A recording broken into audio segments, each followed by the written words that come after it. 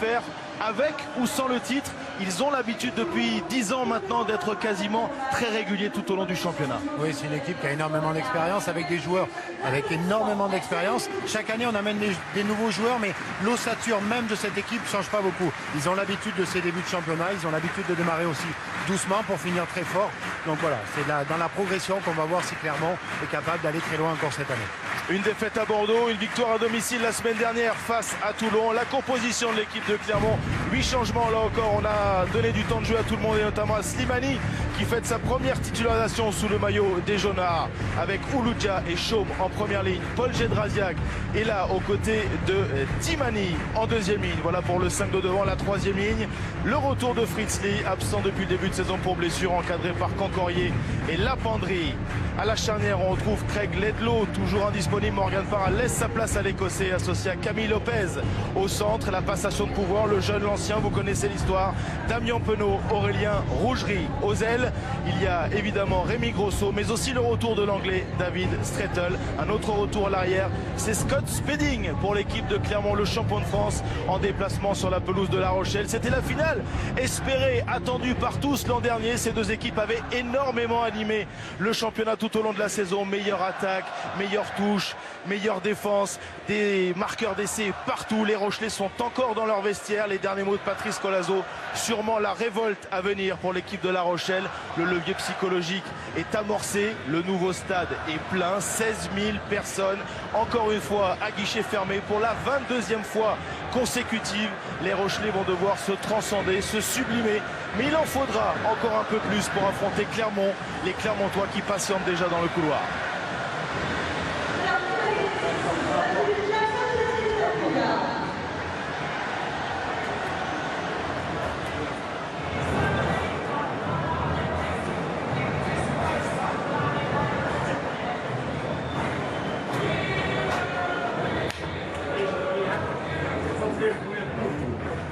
Allez, allez, allez, Silon, là, Silon.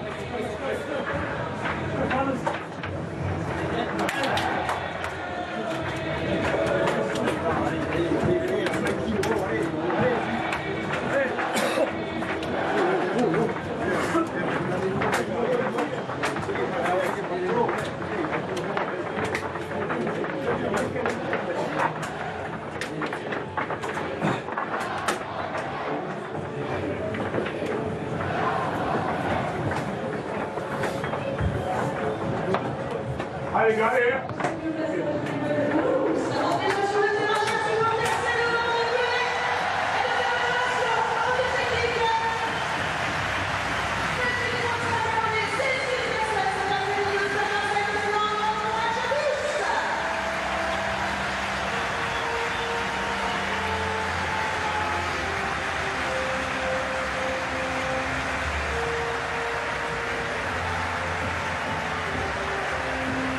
C'est une rentrée volcanique pour le Stade Rochelais à domicile pour la première fois de la saison.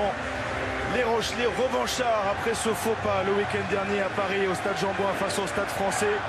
Devant, c'est Clermont qui se présente, le champion de France est là, La Rochelle, Clermont. C'est un grand match pour ouvrir cette troisième journée du top 14 du jeu. On en a vu depuis le début du championnat. On espère en voir encore dans cette rencontre dirigée par un arbitre international. Un grand arbitre pour un grand match. C'est Romain Poite qui va ouvrir les débats. Allez, on y va, jaune.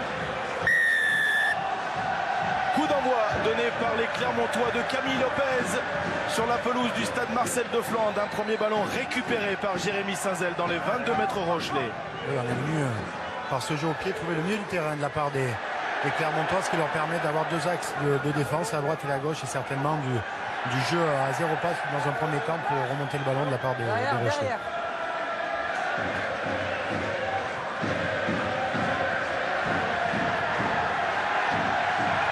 Botia, le soutien de Paul Jordan, la première bêche a été trouvée avec le soutien nouveau de Botia, le déboulé de Lacroix qui a gagné son duel.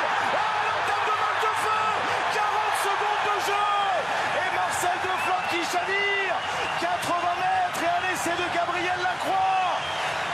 Magnifique, C'est magnifique, c'est parti de ce coup d'envoi. On avait pensé qu'ils allaient faire du jeu à 0 passe, remonter le ballon. Ils sont allés chercher sur la largeur puisque les Clermontois s'étaient resserrés. On a pu jouer la complémentarité avec Boccia dans la ligne qui a joué comme un 3/4. Vous allez revoir sur ces images, il va bien redresser sa course, donner sur les extérieurs. On rentre, on fixe, on part en travers, on joue en croisé. Boccia qui retouche le ballon. Et on va retrouver Gabriel Lacroix qui va en 1 contre 1 pouvoir éliminer le dernier défenseur. Quelle entame de feu des Rochelais qui ne manquent pas ce premier rendez-vous à domicile tellement important pour eux. Les Clermontois, évidemment, le regard dans le vague. Un essai après 40 secondes de jeu. Imaginez, on décide d'attaquer fort la rencontre, d'occuper, de provoquer les Rochelais. Mais voilà, 80 mètres plus loin, on est déjà battu 5-0. Le doute ne va pas forcément s'installer très fort immédiatement dans les têtes. Mais 5 points déjà encaissés. La transformation de Ryan Lemb. Son premier coup de pied en tant que titulaire cette saison. Sous le maillot de La Rochelle, ça fuit le cadre, 5-0, mais la partie est lancée. Oui, la partie est lancée, mais le doute en tous les cas, il ne va pas être présent dans les têtes des Clermontois. Il va falloir simplement se resserrer, regarder en face, hein, puisqu'ils sont bien montés en défense, mais ils n'ont pas équilibré leur défense. Et là, on revoit toute l'agilité de Gabriel Lacroix en 1 contre 1 sur le dernier défenseur. Et après, avec sa vitesse, il a réussi à marquer cet essai.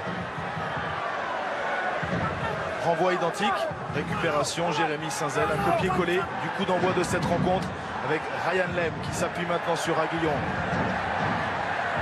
Percussion de Zeno Kift. C'est-à-dire que les Rochelais sont contre le vent. Le vent est tourbillonnant. On y viendra dans un instant en compagnie de Romain Magellan sur la pelouse du stade Marcel. Elle est encore bonne. Elle est encore bonne parce qu'il y a encore du soutien. On va rentrer la course avec Jason Eaton qui a fait signe à Gabriel Lacroix de venir croiser. Mais il a conservé Eaton au contact. On renverse le jeu avec le punch de Boccia dans la ligne.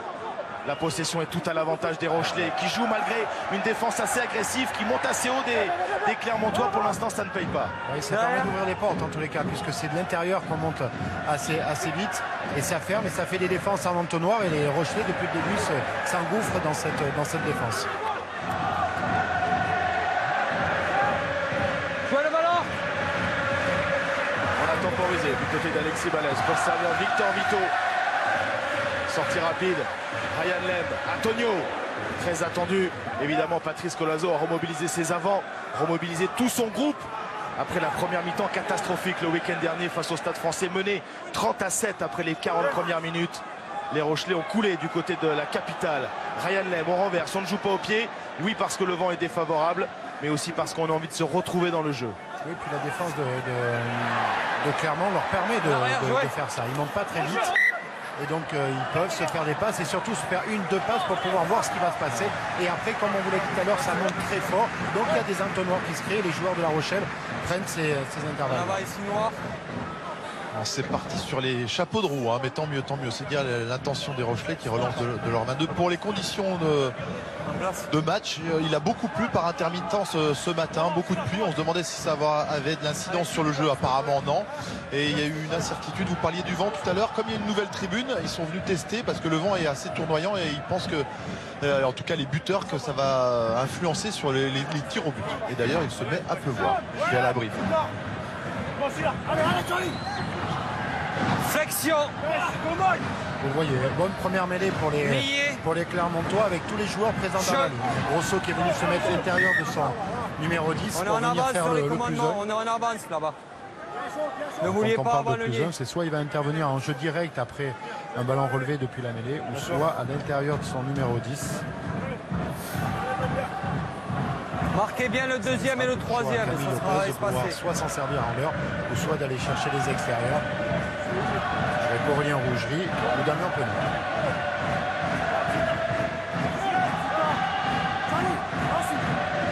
Flexion. Lié. Jeu. Très bien. Effort de la mêlée rochelaise. Le ballon ramassé dans les pieds Non, des deux c'est pas ennemis par talonné. Fritzli. C'est Mais pas ça talonné, n'est c'est pas vous qui allez talonné chercher le selon ballon, Monsieur c'est pas Poit. talonné. C'est pas talonné, Nouvelle c'est règle, le 8 qui va mais- chercher le ballon, c'est pas talonné. Il faut que ce soit talonné pour que le ballon Exactement. puisse être récupéré par Fritzli, le numéro 8, dans les pieds de sa deuxième ligne, ce qui n'était pas le cas. Il n'a pas talonné. Il dit à nous. Par contre, là, il a fait une erreur. Yes. Oui, parce qu'il pensait que c'était une pénalité, donc Ouais. il a tapé directement en touche. Et vous allez le voir, le ballon, regardez, pas talonné sous la pression. les deux talonneurs ne peuvent pas lever la jambe pour éviter le déséquilibre. Et c'est Fritz, le numéro 8, qui allait carrément chercher le ballon dans la mêlée. Alors que les piliers peuvent talonner maintenant, c'est dommage. Mais vu la pression, apparemment, le premier qui allait lever la jambe. Animation clermontoise. La redoublée. Ledlow est dans la ligne. Il y a également Damien Penaud. Damien Penaud, l'un des tout meilleurs franchisseurs, qui porte le ballon, qui passe par le sol. Très vite, le soutien clermontois à la bataille du sol. Renversement maintenant vers Paul Gédrasiak. L'animation autour de Camille Lopez, chassé par Victor Vito. Très bien lui, ça allait certainement redoubler. La réponse immédiate des Clermontois. On a vu Penaud. On voit maintenant Aurélien Rogerie. Rogerie en percussion qui remet à l'intérieur.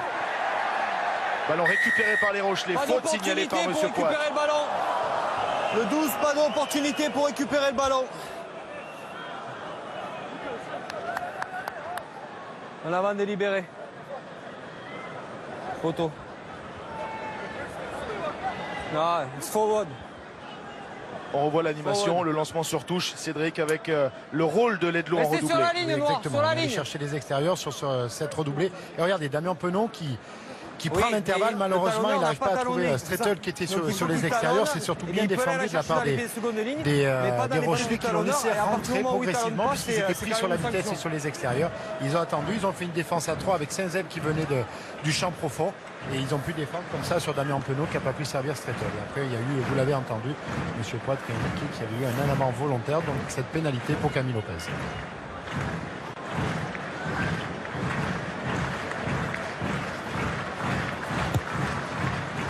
Les premiers points des champions de France sur la pelouse du Stade Rochelais.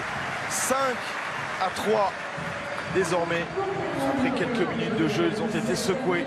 Les joueurs de Franck Azema, de Bernard Gouta, face à l'enthousiasme et à l'envie de révolte des Rochelais de Patrice Colazo. Le renvoi de Ryan Lem. On va suivre aussi droite, à gauche. quelle stratégie vont adopter les Rochelais sur cette remise en jeu. Certainement, ils vont aller taper un ballon dans le champ profond. Enfermer Rémi Grosso. Obligé de porter le ballon pour créer un point de fixation. Dans un deuxième temps, on alertera sûrement Camille Lopez. Mais Ledlow est déjà là pour Restez. éjecter. Avec ce temps de jeu supplémentaire, ils peuvent se donner la possibilité d'aller chercher vite les extérieurs s'il y a de l'avancée. Lopez, on choisit de porter le ballon avec Rogerie à hauteur. Fritz Lee. Suspicion en avant. Grandement du stade Marcel de Flandre. Mais ça joue avec Spedding qui trouve le soutien de Ledlow. Amené au sol.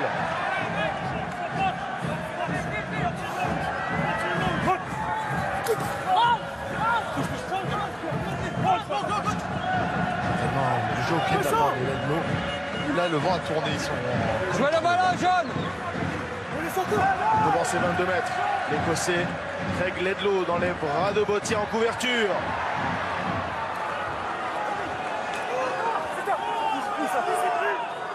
Renversement de Balès.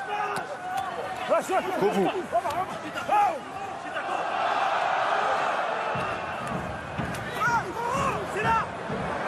Ramené dans son camp, Gabriel Lacroix par ce plaquage en haut de Paul Gédrasiak qui tente de lui arracher le ballon. Le ballon est-il conservé par Lacroix? Ça ne donne rien. Mêlée clermontoise, logique. Oui, Gabriel Lacroix, hein, c'est pas le plus physique des joueurs. Il est venu dans une zone où il y a énormément de densité. Il est tombé sur la défense de Clermont qu'il a mis sur le couloir, en tout cas de manière très intelligente. Ils n'ont pas amené vers le sol. Vous allez voir Gédrasiak qui va le conserver et surtout qui va mettre les mains sur le ballon. Et à partir de là, il va simplement essayer de le faire reculer et lui de rester debout pour que ça forme un molle, pas d'avancée. Le ballon bloqué, balle au Je Clermont. vous ai dit, après chacun trouve sa place.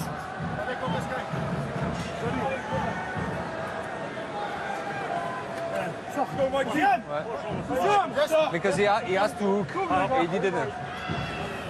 Explication Flexion, de la mêlée précédente de Romain Poit. lié. Qui va sûrement lui aussi ajuster son introduction de façon à mettre son talonneur dans de bonnes conditions. Mais la mêlée s'effondre et les Rochelais sont sanctionnés. La mêlée rochelaise qui avait été en difficulté le week-end dernier face au Stade Français vient d'être pénalisée. 3 vers l'intérieur.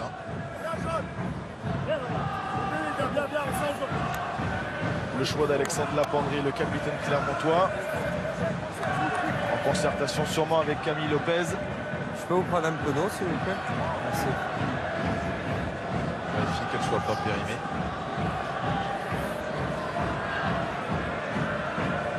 Vingtième, Denis.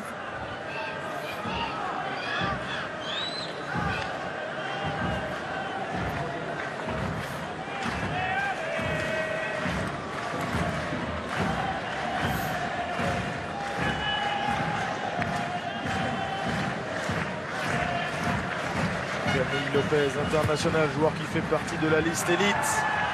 Joueur précis qui permet à Clermont de prendre l'avantage dans ce début de match. 6-5 avec cette deuxième pénalité convertie.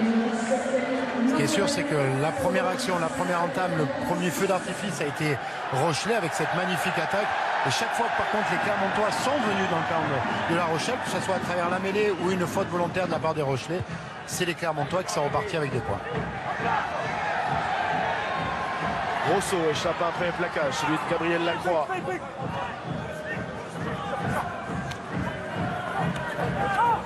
Percussion de Chaume.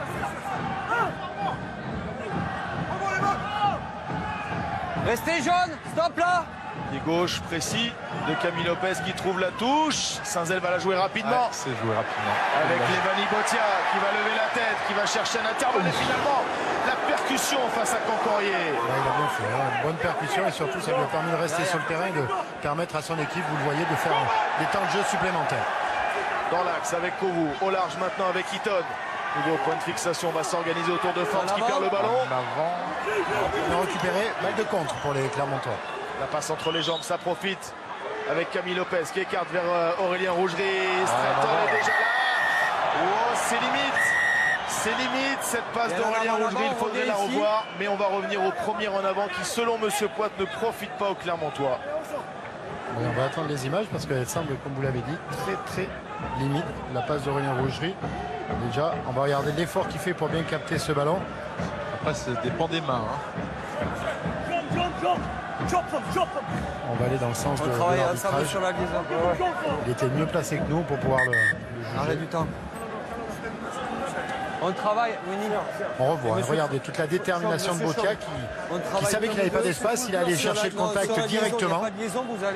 Après, bonne libération, surtout bon soutien de la part des Rochelais et on a pu multiplier les temps de jeu. Malheureusement pour les Rochelais, il y a eu un en avant sur l'action qui a suivi. En avant des Rochelais sur cette animation. Les en avant, ils en ont commis beaucoup le week-end dernier au Stade Français. C'était l'un des points noirs de l'équipe rochelaise en déplacement à Paris. 15 en avant, pris également dans l'axe. Il y avait beaucoup de choses à corriger, mais ils ont eu très peu de munitions face au Stade Français. Et quand ils ont eu le ballon, ils ont commis des fautes de main. Exactement, si vous avez peu de ballon et en plus vous faites 15 en avant, je crois qu'il y avait plus de 10 en avant déjà en première mi-temps, donc ce qui les a fait totalement sortir. Là, vous voyez en haut de votre écran, la possession de balle est en faveur de La Rochelle, mais dans l'occupation et les cas adverses, c'est les Clermontois, on vous l'a dit tout à l'heure, chaque fois qu'ils viennent dans le cas adverse, marquent des points, c'est eux qui sont le plus constants dans le cas adverse. Belle stat.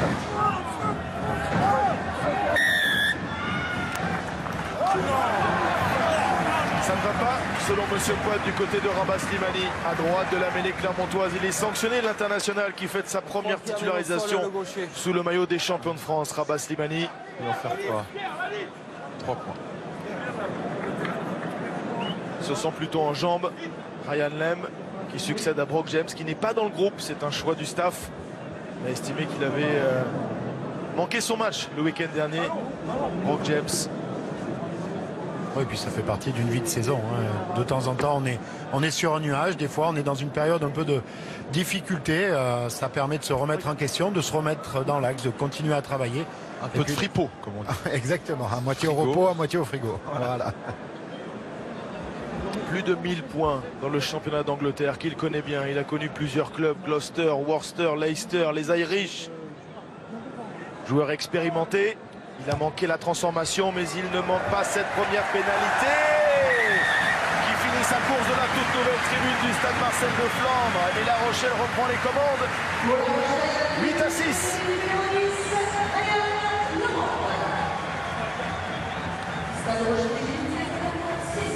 L'une des recrues dont on attend beaucoup du côté du stade Rochelais cette saison à l'ouverture. Ryan Lemb. Son vis-à-vis, Camille Lopez effectue ce renvoi. Un match pour l'instant où on ne s'ennuie pas. Avec la reconquête assurée, la déviation des Clermontois. Nouvelle munition intéressante pour Spedding. Lopez, déjà replacé. Chaume en percussion. Ledlow qui colle au ballon, mais la défense rochelaise est déjà bien organisée face à Cancorier qui perd le ballon au contact. Renversement vers Saint-Zel. Il n'y a pas de surnombre. Saint-Zel a bien fait de garder le ballon. Il n'y avait pas de surnombre, donc il allait chercher la défense et ça va au moins l'avantage de recréer des lignes d'hors-jeu. L'animation dans le dos. Avec la croisée. Oh, la croix, c'est frotté à Timani. Passe au contact, mais en avant.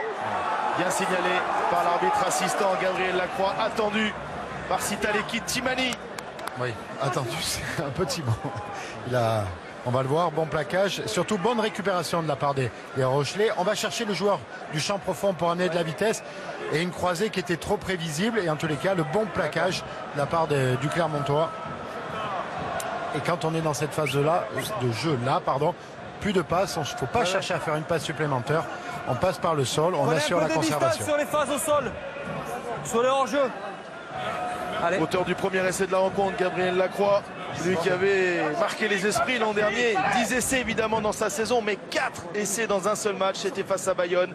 Semble-t-il touché après ce choc. Gabriel Lacroix à l'épaule, on va surveiller ça avec beaucoup d'attention. Section. Il s'est touché l'épaule, il la teste un petit peu. Lié. Moi, il y a un beau duel avec face à Soso. Fritzli avec Ledlow. Lopez l'a redoublé encore une fois de Ledlow. Le grand large, Spedding, un décalage à venir. La passe au cordeau encore une fois pour Strettel qui navigue. Renversement de Ledlow. Fritzli est déjà là. Point de fixation, sortie rapide. Du monde, maillot du monde. Rougerie sur le pas, chassé par Botia. Récupération Loudia. Botia. Il avait mis les mains sur le ballon. Mais il doit lâcher au sol. On a chassé Ledlow. Défense très agressive des Rochelais. 17 minutes de jeu. La Rochelle mène 8-6. Jouez le ballon, Un essai après 40 secondes de jeu. N'a pas éteint évidemment les ambitions des Clermontois qui repartent avec Jean Raziac. Ça, c'est X, ça. Il y a de l'explication, que ce soit dans les rucks ou en défense. Ça bataille.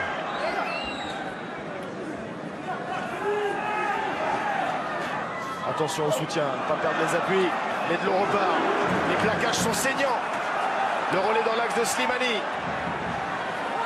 Voilà le début de match qu'on attendait entre Rochelais et Clermontois en tous les cas. Du jeu direct de la part des Clermontois. En tous les cas, personne ne flanche pour l'instant. Et c'est la vitesse qui permet aux Clermontois d'avancer. Et la justesse technique avec cette longue sautée. C'est poussé au pied par Spedding. Récupération Sazel qui allume une mèche. Le relais dans l'axe maintenant. Johnny Kourou qui joue debout avec Alexis Vallès. Il y a le soutien de Gabriel Lacroix. Le doublé de Gabriel Lacroix.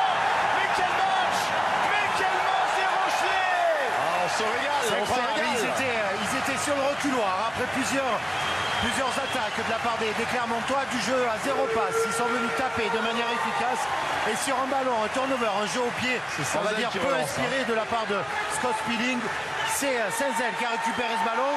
Premier crochet, course rectiligne. Kourou qui ramasse ce ballon, vous allez voir qu'il fait la différence, qui met sur le reculoir les Clermontois et après on joue proprement 2 contre 1 et on va chercher la vitesse sur les extérieurs. Et encore ce diable de Gabriel Lacroix, finisseur évidemment, qui profite du travail et l'alternance et la transformation juste dans l'axe et finalement ensuite sur l'extérieur. Oui, parce que c'est parfaitement joué de la part de Kourou. Il fait preuve de puissance. Il arrive à mettre Strettel sur le reculoir et après il cherche, on le voit bien, il cherche à prendre son ballon à 2 mains pour dégager le haut de son corps. Il y a Balès qui arrive à hauteur et après c'est Gabriel Lacroix. Je pense que dans la communication tout a été dit, tout a été fait justement pour pouvoir aller marquer cet essai. On le revoit encore, regardez, il va mettre ce ballon à 2 mains, pam, changer de côté et on va pouvoir jouer sur les extérieurs. 15-6 désormais en faveur des Rochelais face au champion de France Clermont dans les cornes, mais attention, on a vu sur ces 20 premières minutes que les Clermontois avaient de sérieux arguments. Ils ne sont pas lâchés, loin de là les Clermontois qui s'appliquent sur ce renvoi bien tapé par Camille Lopez, récupéré en 2 temps. Antonio a laissé l'initiative au joueur qui avançait, Elliot Roudin. Toujours le joueur qui vient du champ profond prioritaire. C'est bon, merci de rester. Plaquage. On est à l'intérieur, Eric. Dans l'alternance, c'est bien fait de la part des Rochelais, encouragés par leur staff. Ça fait plusieurs fois qu'ils remontaient les ballons à la main.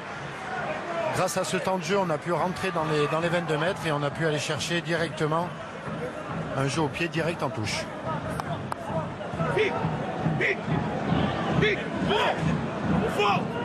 Victor. Victor, Victor.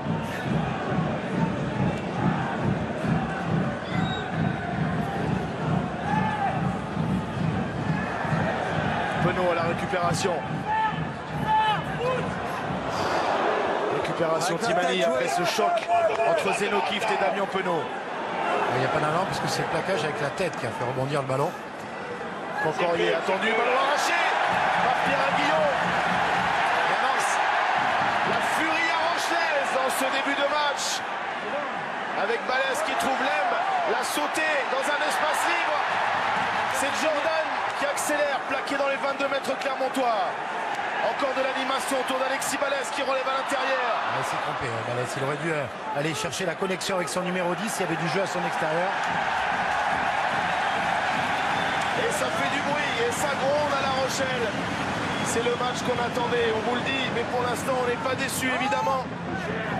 On se régale, il y a de tout. Corbel, alerté de Jordan. Remuant depuis le début de la rencontre. Oui. En avant peut-être d'Alexis Balès. L'arbitre assistant laisse jouer. C'est un avantage en faveur des Rochelais.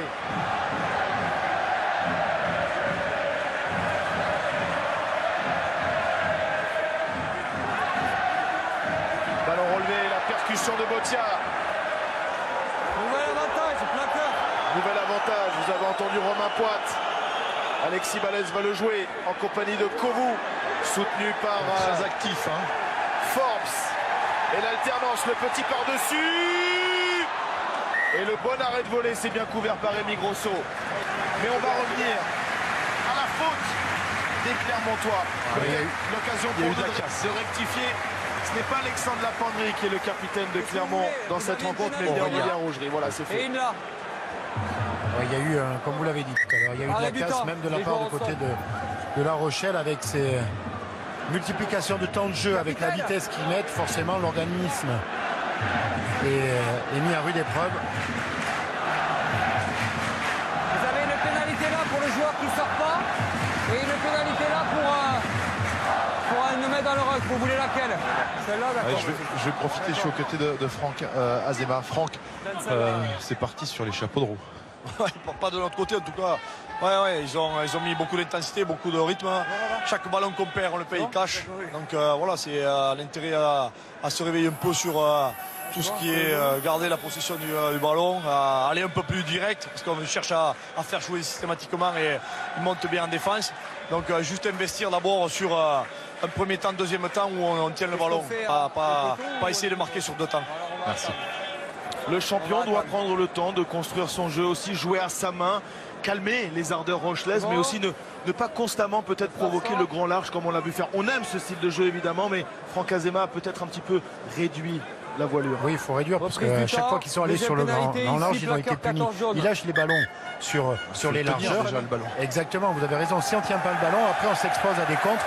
Et dans cet exercice-là, c'est vrai que les Rochelais sont très bons. À rappeler qu'on est à 22 minutes de temps de jeu, 11 minutes de temps effectif, c'est-à-dire la volonté de la part des deux équipes, parce que pour faire un match pareil, il faut être deux, de porter le ballon et de multiplier les temps de jeu. Et la pénalité, ils vont en touche. La confiance côté Rochelais, ils n'ont pas pris les 3 points. La confiance autour de Victor Vito pour emporter. Bien structuré autour du All Black, champion du monde, c'est Forbes qui est là. Et c'est tout Marcel Deflanc qui se structure, qui va faire l'effort dans l'axe. Évidemment, bon travail de Balès qui est venu couper à droite, empêcher les Clermontois d'effondrer et laisser. Très bien fait, hein. C'est du coup humain. Ah oui, vous avez raison. C'est fait, c'est travaillé à l'entraînement. Vous allez revoir sur le ralenti, le porteur de balle va systématiquement reculer pour ne pas rester sur la ligne de front, pour éviter aux Clermontois de mettre les mains sur le ballon. Et en avançant tout doucement, le but de l'exercice, c'est pas d'aller très vite, c'est de rester toujours dans l'avancée. Vous allez voir, portez votre regard sur le joueur qui porte le ballon. Là, c'est le dernier, c'est lui qui va marquer. Mais tout au long du ballon porté, il s'est décroché progressivement. Il est allé se mettre au fond, pas sur la ligne de front. Et les joueurs devant lui ont fait un bon travail pour pouvoir marquer cet essai. 3 essais pour les Rochelais, aucun pour l'instant pour les Clermontois.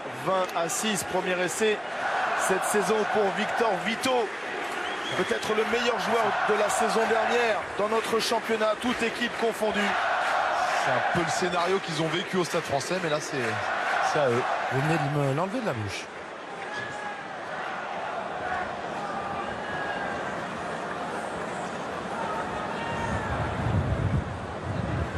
peut-être pouvoir commenter en haut. Alors. Le ciel est dégagé. 13e, Denis.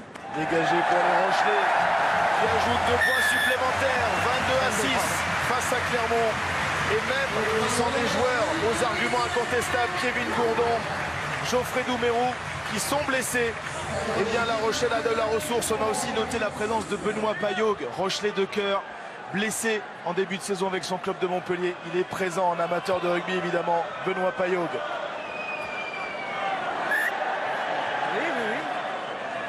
Noir, qu'est-ce qu'on fait? Ça fait pas 10 mètres. C'est pris avant. Qu'est-ce qu'on fait, Noir?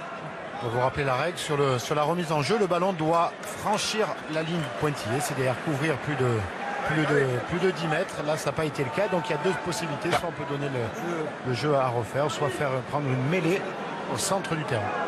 Voilà, vous allez le voir. Le ballon n'a pas franchi la ligne. Il y a eu la possibilité de la part des Clermontois de ne pas jouer ce ballon, laisser les Rochelais prendre ce ballon et venir défendre sur leur match. Mêler au centre du terrain, c'est toujours intéressant. Ça laisse 2 possibilités d'attaque. Exactement, et avec plusieurs formes de jeu. Soit on porte le ballon, soit on va occuper, puisqu'en défense, les ailiers, c'est-à-dire les joueurs du fond du terrain, sont obligés de monter un peu plus haut pour couvrir la largeur. Et si on arrive à avoir un plan large, on va voir que Scott Speeding, lui, a tout le terrain à se partager. Vous le voyez au fond de votre écran à droite. Il a tout le terrain, il est obligé de prendre l'axe et de prendre une décision assez rapide s'il y a du jeu au pied. Demandez les plans à Sani Chatti, réalisateur. C'est fait, ça a été fait en direct. Moi, j'ai pas les écrans.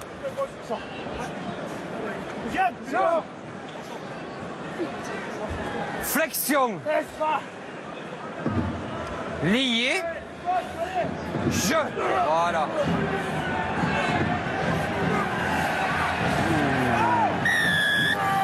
Réaction devant, là où tout commence, avec la mêlée clermontoise qui récupère cette pénalité. On se reprend. C'est là, là, ça prendre la effondre confiance clairement, aussi, en mêlée avec ses gros.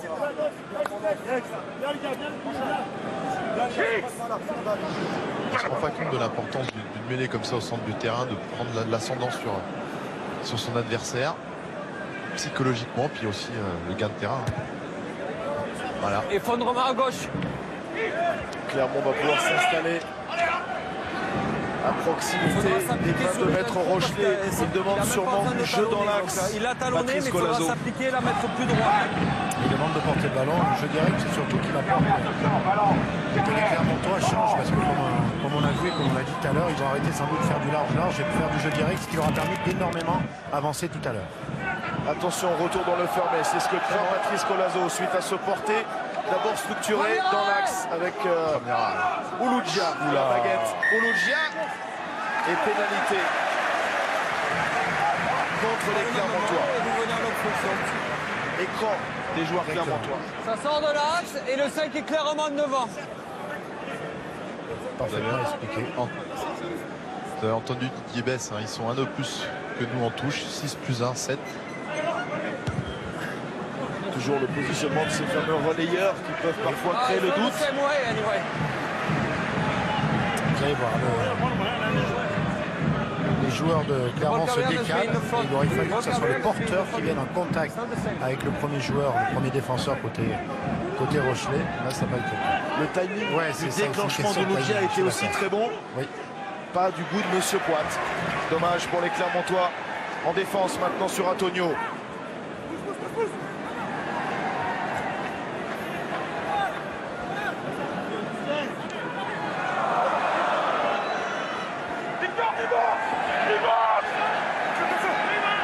Certainement essayer d'aller chercher un peu de largeur de la part de Patrice Colazo. On a entendu dire Victor Pivot.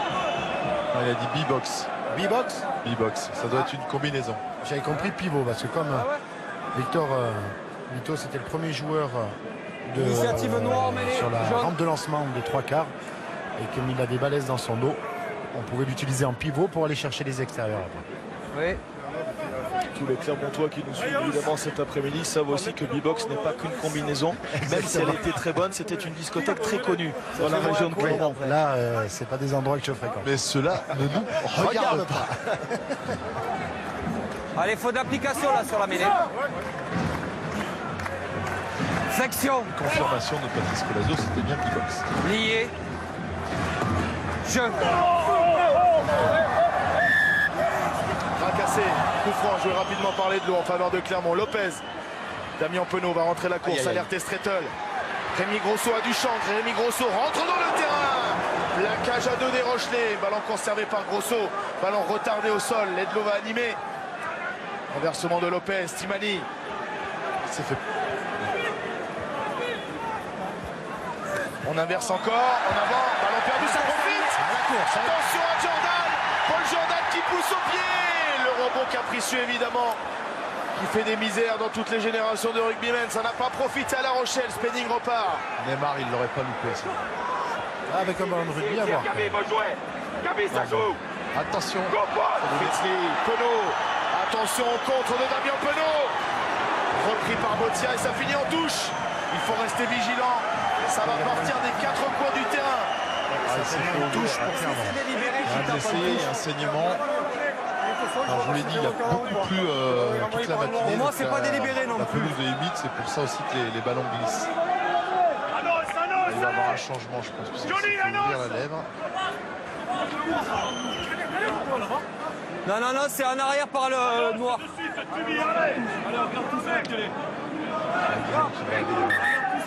À la couture, comme on dit. Ouais, on revoit. Hein.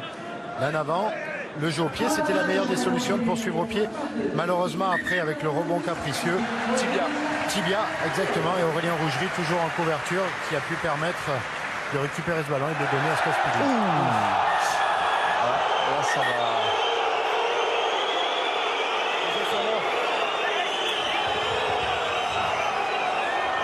On va écouter Romain Poite avec son assistant. Le joueur jaune prend le joueur en l'air, le fait basculer. Et le 1 passe dessous aussi. Oui. Le 1 est plus dangereux à la limite que le 5.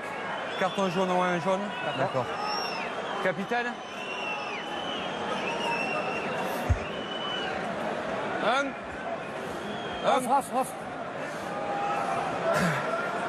Il y a un déséquilibre du 5 du sauteur en l'air. Lui, monsieur, passe dessous.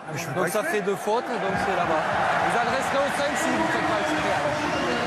Et c'est Raphaël Chaume qui est sanctionné, mais on peut.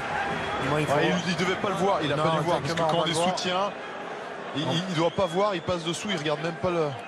Ouais, il le voit pas du tout. Hein. Est-ce qu'il n'est pas aussi lâché par ses propres lifters, Ah, le Rochelet, derrière? Ouais, en tout cas, sur les images, c'est vrai que le lift arrière perd un peu de connexion avec son joueur qui est en l'air. Après, Chaume, c'est lui qui est sanctionné, qui hérite du carton jaune, mais c'est pas le responsable de la faute, on va dire. Bon, messieurs, vous avez noté que Pierre Aguillon est parti à la couture. Et donc c'est Mouri Au Valou milieu. qui a fait son entrée. L'ancien de la SM qui avait été prêté à La Rochelle. Oui, il y a beaucoup de connexions là aussi entre les deux clubs depuis de nombreuses années. Morémon et Valou, qu'on a vu à l'arrière la saison dernière, repositionné au centre temporairement. Après la blessure, oui, le saignement de Pierre Aguillon. Cette fois, pas de faute dans l'alignement, mais on peut souligner que ce carton est peut-être sévère à l'encontre des Clermontois. En tous les cas, les Clermontois sont à 14 pour les 10 prochaines minutes. Oui, il y a eu jeu dangereux, mais oui, sévère envers Raphaël Chaume. Mais comme vous l'avez dit, les images ne sont pas aussi claires que ça. Reste, Botia qui s'arrache, Botia qui passe les bras, Roudy, remise intérieure. Ça, elle réclame une pénalité. Rien à voir surtout. Est-ce que ça profite ou pas? Essai de Morémon et Valou. Il faut y voir plus clair. Qu'est-ce qu'il. Il a mis un jaune. Allez hop. Et c'est pénalité, il me semble. Hein. Essai de pénalité, 7 points. Ça commence à faire cher pour les Clermontois. Carton jaune. Ah, c'est le tournant du match. Exactement. Camille Lopez va aller discuter avec Romain Poite au centre du terrain. Pourquoi il prend un jaune, messieurs? En Peut-être avant non. volontaire. D'accord. Remise intérieure de Roudil. Volontaire. Il passe dans l'espace. Il passe dans l'espace, il tend la main, il ne cherche pas à récupérer le ballon. Ça fait faute dans la zone de demander marque. une vidéo. Non. Non, c'était clair. Hein. Et Rémi Grosso a pris un carton jaune à 13. Les Clermontois avec 7 points encaissés. Voilà la note qui est désormais de 29 à 6. On ne transforme plus sur un essai de pénalité. Certains diront que c'est bien dommage parce qu'on a vu des transformations face au poteau qui semblaient cadeaux. Et ça a basculé. En tous les cas, la rencontre La ligne jaune. est toujours aussi animée, mais toujours aussi compliquée pour les Clermontois. Menés 29-6, 2 cartons jaunes consécutifs à 13. Il va falloir serrer les dents. Ouais, et surtout faire un choix. Soit on occupe la largeur et on délaisse le champ profond. Pour l'instant, il n'y a que 2 joueurs sur le champ profond. Ouais, mais ils peuvent se faire transpercer. Exactement. Et voilà. Là, par exemple. Avec Jordan qui trouve du soutien. On joue encore dans la défense avec Botia. Il est Évidemment. partout, hein. En avant sur cette transmission pour Ryan Lem. Monsieur Poitelet joué. Et on avance encore avec Botia. On y reviendra sûrement à cette passe quasiment à l'allée, hauteur de la ligne médiane. Déchaîné, les Rochelais évidemment à 15 contre 13. Et Ryan Lam est blessé apparemment. Eaton, Antonio. Le raffut de Vito amené en touche. Très bien défendu de la part, il semble, c'est sûr, c'est Damien Penaud qui est venu. Il aurait pu simplement, c'est pas évident, mais se mettre aux jambes et ça aurait permis à Vito de garder le haut de son corps libre pour faire une passe intérieure puisqu'il avait du soutien.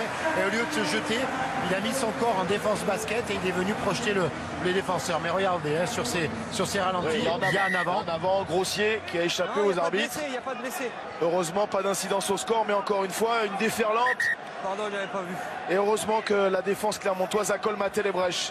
Et l'en avant de Grosso, y a-t-il en avant? Oui, sur cette image. Il la touche de la main. Pas de doute. Il cherche pas à la prendre, donc c'est un avant involontaire. Rien n'échappe aux caméras, aux équipes techniques de Sami Chatti. Et il faut être vigilant parce que ça joue beaucoup dans cette première période. Le score 29-6, 4 essais à 0. Un bonus offensif sécurisé. On n'en a pas parlé, c'est allé très vite, mais La Rochelle est sur la bonne voie. Mais attention. Attention au réveil, il va forcément y avoir un réveil de la part des Clermontois et en tout cas il va falloir qu'ils s'ajustent avec 2 joueurs en moins encore pendant 6 minutes. Il va falloir gérer. Tant mieux pour nous et les téléspectateurs. Hein. On se régale. Sauf si les téléspectateurs sont de Clermont. Non, mais vous avez parlé du réveil de Clermont. Non, le 8 il sort, il est là-bas et il reste là-bas. Non, le 8 il vient dans l'alignement avant que le lancer soit fait. C'est 4 en touche, on refait. Non, on refait. Il a été vigilant Le sur la 8 position vient du avant le relayeur, en lancer, l'occurrence ça fait le Fritz Lee. surnombre, donc ouais, on recommence la touche. David, lance. Colazo fait son match. Et parce qu'il estime qu'on va lober l'alignement, ce qui n'a pas eu lieu puisqu'on a pris en premier sauteur avec Non. Timani.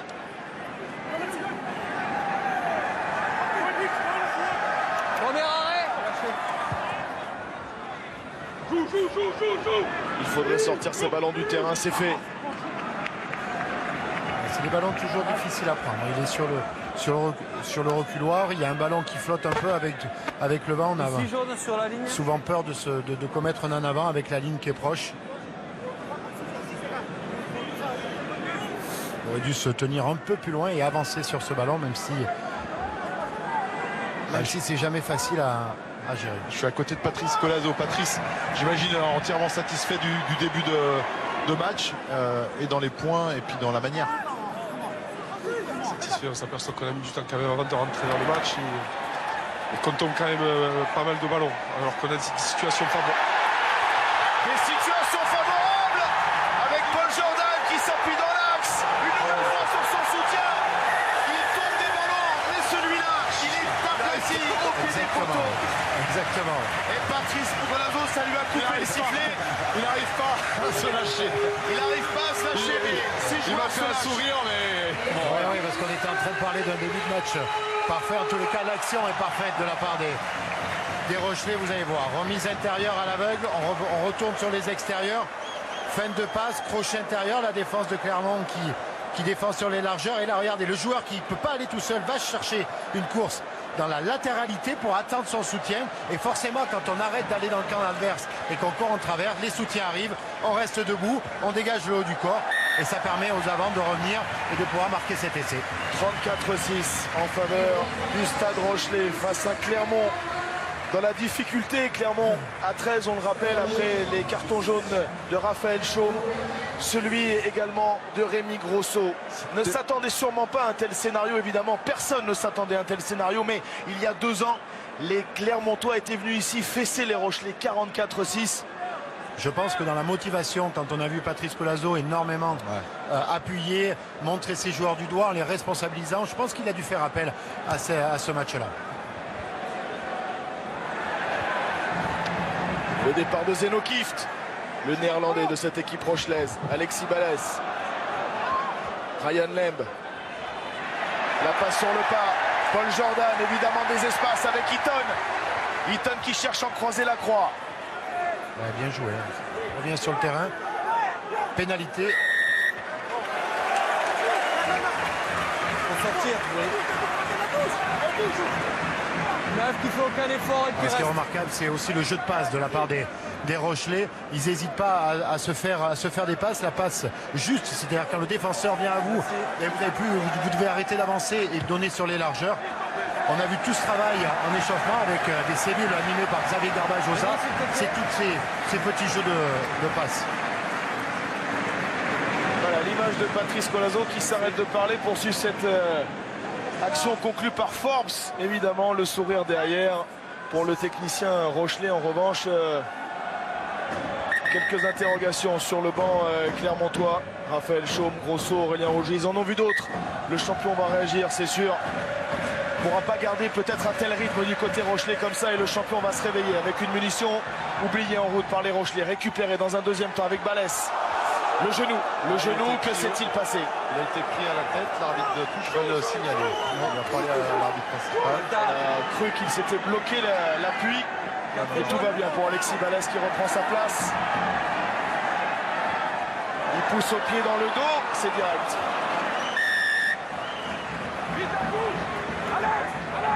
Alex, la touche, vite, c'est fini.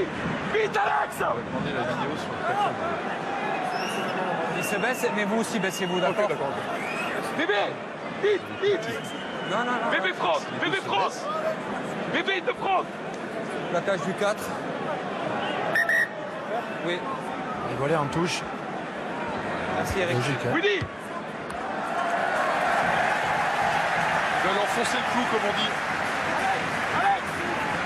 Thierry, te bébé devant. Jaune, s'il vous plaît. La toute dernière action de ce premier acte, dominé outrageusement au score, au moins au score par les Rochelais, 36-6. Trop de difficultés, trop d'imprévus dans ce début de match des Clermontois. Et un nouveau porté qui s'enclenche avec Forbes à la baguette qui va temporiser le talonneur Rochelais. Le ballon est disponible. Un trick de la croix. Le fermé, Balès. Déjà un 6e essai. Et la barre des 40 points est atteinte. Exactement, en première mi-temps, 40 points. Très belle fin de passe de la part de l'ancien joueur d'Agen. Il s'est servi de ses coéquipiers avec énormément de justesse. On va le revoir, il va démarrer, il va porter ce ballon. Son choix est déjà fait, hein, au moins au niveau du regard. Là, il va s'en servir. Aurélien Rougerie qui monte, on coupe sur les extérieurs, on ferme pas de l'intérieur. Et essai pour les Rochelais. 41-6, la transformation du bord de touche effectuée par Ryan Lemb. Quelle première mi-temps imprévisible, incroyable, de feu. La fête semble déjà totale pour les Rochelais. Mais bon, on vous l'a dit, attention, des comebacks, on en a vu. Seront-ils capables, les Clermontois, de renverser complètement la tendance? Ce sera difficile, ce sera long. Mais ils ont au moins les arguments de revenir dans la partie et de jouer eux aussi leur match.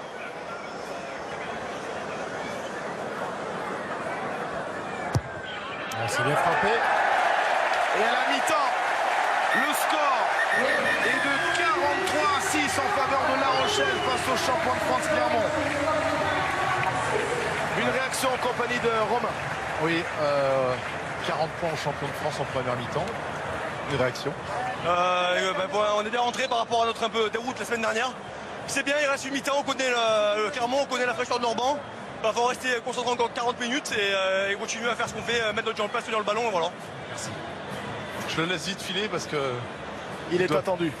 Il est attendu. Il a demandé s'il pouvait répondre à nos questions. Ils ont eu la gentillesse de nous le laisser, donc on les libère rapidement.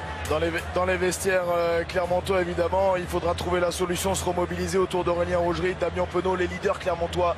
Le champion de France nous doit une revanche dans le deuxième acte. En revanche, tout va bien se passer pour les Rochelais. On va sûrement débriefer. En tous les cas, Laurie, vous vous demandiez si on allait voir un peu plus, voir un peu mieux. Mais je crois que la réponse, elle a été donnée au moins du côté de La Rochelle en première période.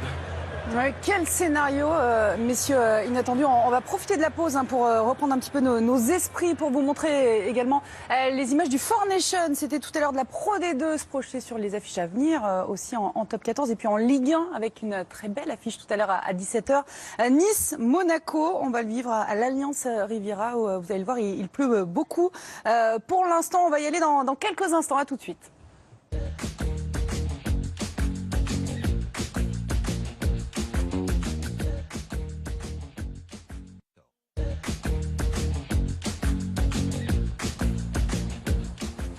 « 43-6 à la pause entre La Rochelle et Clermont. Oui, vous avez bien entendu, La Rochelle qui a déjà passé plus de 40 points aux champions dans ce premier match de la troisième journée du top 14. La deuxième mi-temps, on l'attend avec impatience dans quelques instants dans ce premier rendez-vous dans Samedi Sport. Un samedi, un week-end riche en événements. Regardez, parce que vous pouvez vivre en ce moment même, c'est sur Canal Plus Sport, le 8e de finale France-Allemagne de l'Euro de basket. Match qui a débuté à 14h15. Les Bleus qui menaient 40 à 34 à la pause, qui sont menés à présent dans le dernier quart-temps. Voilà, l'Allemagne qui est passée devant 64 à 60. On ira en Turquie tout à l'heure après le match pour un résumé de cette rencontre qui pourrait être la dernière des Français dans cette Euro. Mais on va se rendre à Nice d'abord, avant Nice-Monaco, la très belle affiche de Ligue 1 qui nous attend tout à l'heure avec David Berger, avec Franck Sauzet. Salut à tous les deux. Messieurs, une belle affiche. Si elle a lieu, parce que on le voit à vos brochings, messieurs, il y a beaucoup d'humidité dans l'air du côté de l'Alliance Riviera. Pas gentil cette moquerie capillaire, Laurie. Mais c'est vrai qu'il y a une petite incertitude. Il y a encore un petit point d'interrogation. On a croisé Clément Turpin qui est venu en repérage. Et vous voyez, ces pluies diluviennes, Jean-Jacques Amsalem vous montre cette pluie qui ne cesse de tomber. Normalement, ça doit s'arrêter un quart d'heure avant le coup d'envoi. Mais Clément Turpin, qu'on a croisé il y a 2 minutes, nous a dit on va prendre le temps de la réflexion donc attendre sans doute une demi-heure avant le coup d'envoi pour faire le point. Parce qu'il y a des endroits où ça ne rebondit pas, et en particulier devant la cage, devant l'une des 2 cages. Donc voilà, incertitude évidemment sur ce match. Pour le reste, Laurie, évidemment, Monaco d'abord va chercher à suivre la cadence infernale du Paris Saint-Germain. Monaco qui reste sur un record historique jamais vu dans l'histoire du championnat de France, 16 victoires d'affilée, et pourtant il y a eu des départs, notamment à Mbappé. Elle vous plaît cette équipe de Monaco? Oui, elle peut continuer à suivre le rythme? Écoutez, je sais pas, en tout cas c'est vrai qu'elle continue à me plaire. Je pense qu'il y a une marque de fabrique monégasque, il y a une patte Léo Jardim. Regardez cette équipe qui évolue dans ce 4-4-2 avec des joueurs clés à des postes très importants. Regardez le gardien avec beaucoup d'expérience, Subasic. Devant, vous avez Glick. Ensuite, vous avez Moutinho maintenant qui rejoue. Vous avez Falcao. Donc, tous les jeunes joueurs, ceux qui sont à côté, j'oublie Lemar également. Il y a vraiment un collectif qui est en place où on sent bien que c'est ce collectif qui doit faire la loi et non pas les individualités. En tout cas, ça marche, c'est fort. Et pour l'instant, Monaco tient le rythme. Ouais, contrairement à Nice, rien à voir avec la saison dernière. Nice a clairement raté son début de saison. Déjà 3 défaites pour les hommes de Lucien Favre. Il y a eu beaucoup aussi de départs. 3 points sur 12 possibles. Vous imaginez, il y a 9 points de retard. Si Monaco gagne, ça ferait 12 points de retard pour les Niçois face à Monaco et Paris. C'est déjà un match test pour Nice. Ah oui, c'est vraiment un match test. Alors on va pas parler déjà, deuxième moitié de championnat. Mais Nice a besoin de se refaire. N'oubliez pas que l'année passée, avec Monaco, c'était certainement les 2 meilleures équipes d'un point de vue football, très agréable à voir avec des résultats. Ce soir, je pense qu'il faut peut-être oublier la manière. Il faut se faire violence, il faut avoir du caractère, il faut aller bouger cette équipe monégasque. Ils ont pour eux le fait que l'année passée, ils avaient emporté face à cette équipe monégasque 4-0. Donc voilà, ça peut aussi aider. Il y a Seri aussi, un joueur emblématique de cette OGC Nice qui doit retrouver un peu plus de confiance suite à son transfert avorté avec le Barça. Voilà, vous l'avez compris, on est très loin du scénario de la saison dernière. Les conditions météo sont encore très très incertaines. On annonce même de la grêle ensuite à venir. On espère vraiment vous retrouver aux alentours de 16h40 après le rugby pour l'avant-match de ce Nice-Monaco. Oui, à tout à l'heure, messieurs. Effectivement, dès la fin du rugby, on vous retrouvera à l'Alliance Riviera pour l'avant-match. Retour au rugby, justement, ça s'est passé, je vous le disais tout à l'heure, lors de la 3e journée du Rugby Championship, le Four Nations à Perth, où l'Australie, regardez les images, recevait l'Afrique du Sud. Match très indécis, dans lequel les deux équipes ne se sont pas départagées. 23 partout au final. 2 essais partout en seconde période par Pelota Nao pour les Wallabies. Avant que Marx n'égalise 10 minutes plus tard. Voilà un match nul logique entre ces deux équipes. Alors que vous voyez le 4e et dernier essai de cette rencontre que vous avez pu vivre, bien sûr, sur Canal+ Sport entre l'Australie et l'Afrique du Sud, un match nul qui arrange bien une autre équipe. C'est la Nouvelle-Zélande qui a accueilli un petit peu plus tôt l'Argentine à New Plymouth. On va revivre les meilleurs moments de la fin de ce match, pas si facile pour les All Blacks. On va les retrouver menés 22-15 à 30 minutes de la fin, avec au commentaire Philippe Leys et Thomas Lombard.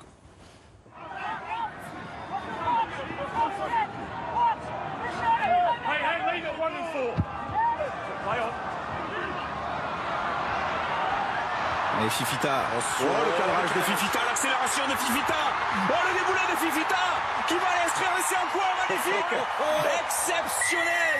Valea Fifita, son premier essai sous le maillot des All Blacks.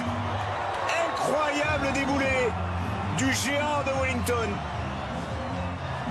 Elle a toutes les qualités physiques d'un joueur qu'on observait depuis longtemps avec les Hurricanes et qui aujourd'hui signe de la plus belle manière son entrée en équipe nationale avec un cadrage débordement d'école sur le 3/4 argentin Cordero.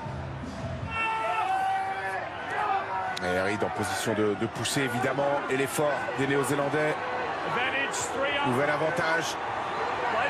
Perenara qui peut servir, Milner Scudder, il en manque encore un petit peu. On est sur un avantage au départ. Donc on reviendra quoi qu'il arrive à cet avantage si l'essai n'est pas marqué. Ouais, la mêlée qui a subi tout au long de la partie jusqu'à présent côté des Pumas. Sam Cane en force. Alors que Mackenzie appelle là-bas sur son aile. Nouvel avantage, 3e faute consécutive des Argentins. Attention au carton. Sopoaga. Perenara pour Barrett.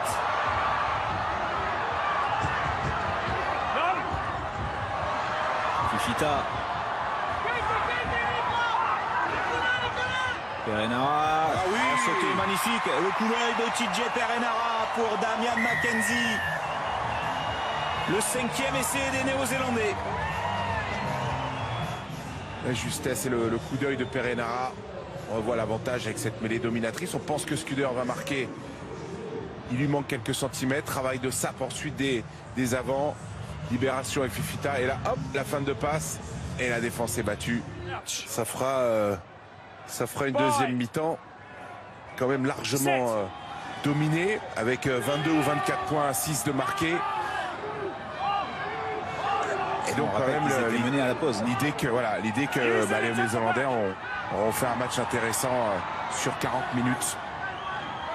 Là, on a avec 6 essais, peut-être. Sam et un bonus. Foquet. Sur Nomba. Et Barrett pour le doublé. Le 6e essai, le voici. Non, il n'avait pas marqué Beauden Barrett. 6e essai néo-zélandais, signé Beauden Barrett. Imparable cet essai avec Lienard Brown qui traîne un petit peu dans la défense. Et ce jeu dans le dos de Lao Mapé pour l'essai de Beauden Barrett. Et on va en rester là. Avec Sopoaga qui tape directement en touche, c'est terminé sur une nouvelle victoire des Néo-Zélandais. 39-22 avec le bonus offensif. Oui, la nouvelle victoire de la Nouvelle-Zélande qui accueillera l'Afrique du Sud. Ce sera lors de la prochaine journée, le week-end prochain, à vivre sur Canal. Avant cela, vos rendez-vous rugby de demain avec le retour du match de 12h30 sur Canal Plus Sport où Pau visera une première victoire cette saison. Ce sera contre Lyon à 16h20 sur Canal Plus. Vous retrouverez bien sûr le CRC, le Canal Rugby Club d'Isabelle Iturburu, Sébastien Chabal et Emmanuel Arinordoquet avant l'affiche du week-end. Demain, Toulouse, Toulon battu à Clermont dimanche dernier, qui a gagné 13 de ses 14 derniers matchs à domicile. Les Toulousains, eux, sont invaincus en ce début de saison. Et regardez, ils vont pouvoir compter demain sur l'une des révélations, peut-être la révélation de la saison dernière sous le maillot de Castres. C'est le demi-mêlée Antoine Dupont qui va faire ses grands débuts sous ses nouvelles couleurs. Il était sur la liste élite, préservé lors de la première journée. Il n'avait pu faire son retour face à Pau en raison de douleurs aux adducteurs. Et bien, il sera titulaire, Antoine Dupont, demain à la mêlée du Stade Toulousain à Mayol contre cette équipe de Toulon qui nous avait habitués à bout de changement, qui nous avait offert une valse d'entraîneurs la saison dernière. Vous vous en souvenez, évidemment. Eh bien, on a changé les habitudes, manifestement, côté toulonnais, parce que c'est une prolongation que l'on vous annonce aujourd'hui. C'est une info Canal+, prolongation dans le staff toulonnais de Marc Dalmazo, l'entraîneur des Avants, pour 1 an. Il est ainsi lié au RCT jusqu'en juin 2019. Dalmazo qui travaille cette saison, en ce début de saison, en tout cas aux côtés de Fabien Galtier. Ce Toulon-Toulouse à vivre donc demain à 16h50 sur Canal+. Et puis je vous rappelle un autre rendez-vous, votre nouveau rendez-vous rugby cette saison, le Late Rugby Club. C'est tous les jeudis avec Astrid Barr, Jean-Baptiste Esculier. Jeudi prochain, ce sera avec Eric Bail et Jean-Baptiste Elissalde sur le plateau à partir de 22h40. Après la Pro D2, justement, on va regarder rapidement les images des matchs d'hier dans cette Pro D2, à commencer par le carton de Bayonne 51-15 à domicile contre Dax. Bayonne qui a sans doute lancé sa saison hier, 5 essais et le bonus offensif décroché dans les derniers instants grâce à ce dernier essai. Doulaï Biarritz de son côté, qui était tout proche de sa première victoire à l'extérieur cette saison, qui s'est incliné sur la pelouse de Soyaux-Angoulême, qui restait sur 2 défaites et qui s'impose 26-22, un essai partout et le bonus défensif pour le BO. Et puis un nouveau bonus offensif à domicile pour Mont-de-Marsan, qui a dominé Vannes 38-11. Vannes qui a pourtant bien résisté, qui encaisse au final 6 essais, dont 3 dans le dernier quart d'heure. Vannes qui compte toujours un seul succès. Voilà, on vous a tout montré. On va repartir à La Rochelle. Bertrand Guillemin, Cédric Emmens, la reprise 43-6. On le rappelle, grosse surprise pour l'instant. Ils ont été gourmands, les Rochelais, dans le premier acte, 43-6, aussi gourmand que toutes les équipes de Samedi Sport autour de vous. Laurie, on avait beaucoup de choses à vous montrer, évidemment. On revient juste au coup d'envoi seulement de cette rencontre entre La Rochelle et Clermont. Le champion doit réagir. Mené 43-6, ils ont encaissé 6 essais. Les Clermontois réduits à 13, mais maintenant à 14. 53 secondes, il reste à 14. Le retour de Raphaël Chaume, ils sont là, les Clermontois, mais ils sont déjà battus en défense avec une première brèche ouverte dans leur défense. Ouais, si ça rebondit dans le sens de jeu, c'est-à-dire de la gauche vers la droite, il y a un surnombre sur les extérieurs. On le joue au pied. Le jeu au pied dans le dos et le triplé, et le coup du chapeau pour Gabriel Lacroix. Ça démarre aussi mal cette deuxième mi-temps que l'entame de match pour les Clermontois. Que se passe-t-il à Clermont? Ils sont KO debout, comme on disait en première mi-temps qu'ils étaient dans les cordes. Là, ils sont KO debout sur la réception et il va y avoir un en avant. Généralement, il y a une réaction. Vous allez le voir, Camille Lopez qui va commettre cet en avant. Au moins, ils auraient pu essayer de tuer l'action avec une agressivité supplémentaire. Et là, on va voir. On est présent sur la largeur. Il manque un ailier sur la largeur. Et Camille Lopez, qui a défendu trop haut, a laissé son champ libre dans son dos. Et ça a permis à Gabriel Lacroix de venir marquer cet essai. C'était pas Camille Lopez, c'était le demi-mêlée de Clermont, Greg Ledlow. Rémi Grosso fera sa rentrée juste après la pénalité. Et juste pour vous dire que Pierre Aguillon est rentré après sa sortie sur cette numéro. 48-6. Non, vous ne rêvez pas. 7 essais encaissés par les Clermontois. Très rapidement, début de match, très rapidement, début de deuxième mi-temps. C'est le poteau pour Ryan Lem et les Rochelais qui flirtent avec la barre des 50 points. Il fallait mouiller le maillot. Franck Azema l'a montré, ce maillot des Clermontois, dans le vestiaire à la mi-temps. Une chanson de geste, sûrement des paroles aussi fortes pour remobiliser ces hommes, car ils doivent réagir, les Clermontois, maintenant. C'est l'honneur du champion qui est aussi en jeu. On a le droit de passer à côté, mais dans l'agressivité, dans l'engagement, c'est le SMIC, c'est le minimum qu'un joueur de rugby doit avoir. Patrice Colazo avait parlé de pantomime pour sa première mi-temps. On lui demandait ce qu'il pense de ce match.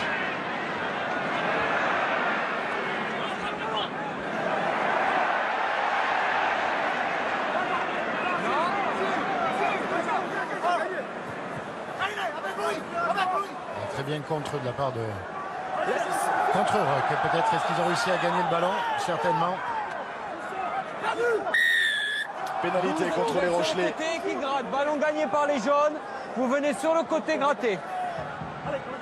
C'est Rémi Grosso qui avait réussi à mettre les mains sur ce ballon, sur le dernier effort de Gabriel Lacroix, qui avait réussi dans son style aussi efficace, avec des appuis proches du sol. Ils l'ont trouvé avancé. Regardez Gabriel Lacroix qui se sort de plaquage. On va voir. Et regardez aussi la ligne, vous prenez un mètre les stats. 51 plaquages pour Clermont, surtout manqué 14, non efficace 12 et offensif 0. C'est-à-dire qu'on a salué l'attaque de la part de La Rochelle, qui a été aussi mis en lumière, en valeur par l'inefficacité de la défense de La Rochelle, de Clermont, pardon. Et là, ballon volé dans l'alignement, oui, par les Rochelais. Ça veut pas. Hein. Il y a des journées comme ça, des matchs où on ne peut pas expliquer, on ne sait pas. Alors que la confiance est du côté des Rochelais qui repartent depuis leurs 22 mètres avec Elliot Roudil.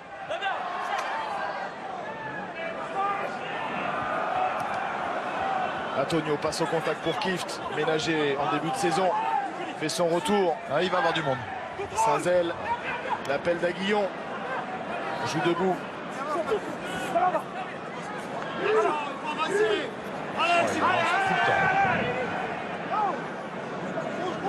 Balès qui joue quasiment dans un fauteuil. Oui. Certainement un temps de jeu supplémentaire et on va peut-être jouer avec le pied pour l'alternance. On revient dans le fermé puisqu'on a avancé légèrement. Il y a du monde encore. Il y a Saint-Zel notamment qui va jouer après contact avec Paul Jordan. Je suis pas d'accord. Monsieur Poit laisse l'avantage pour un plaquage haut des Clermontois. Balès repart. Saint-Zel encore, relevé pour Botia. Il va aller tout droit. Il va reprendre l'axe forcément, resserrer les défenseurs clermontois. Ah, il a oublié quelque chose. Oui, mais le ballon est tombé vers l'arrière, donc ça tombe en continuité de jeu. Avantage consommé, semble-t-il, l'alternance, le pied de Lembe sur l'aile de Victor Vito. Placé Victor Vito qui accélère, qui s'appuie sur la croix. 4 essais la saison dernière, il n'en est pas loin. 4 essais dans un seul match, Gabriel Lacroix. Ouais, si Victor Vito avait eu l'inspiration de faire ce que son coéquipier a fait en première mi-temps, c'est-à-dire qu'il est sur le bord de la touche, il doit faire un crochet vers l'intérieur, parce qu'en faisant ce crochet vers l'intérieur, il permet à Gabriel Lacroix de venir soit le redoubler, puisqu'il y avait encore un joueur en soutien intérieur, et ce qui va amener encore de la continuité. Regardez, on va prendre le temps de regarder ce que va faire Victor Vito. Il a le ballon, et là, regardez, imaginez s'il fait crochet intérieur. Gabriel Lacroix peut venir le redoubler et ça lui permet lui de continuer sur la touche, puisque quand on est en défense comme ça, on se sert de la touche et on le répète aux jeunes, la touche est aussi un défenseur.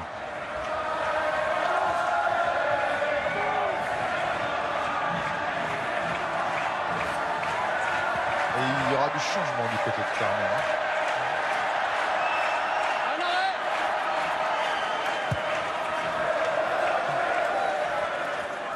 Touche trouvée par Ledlow.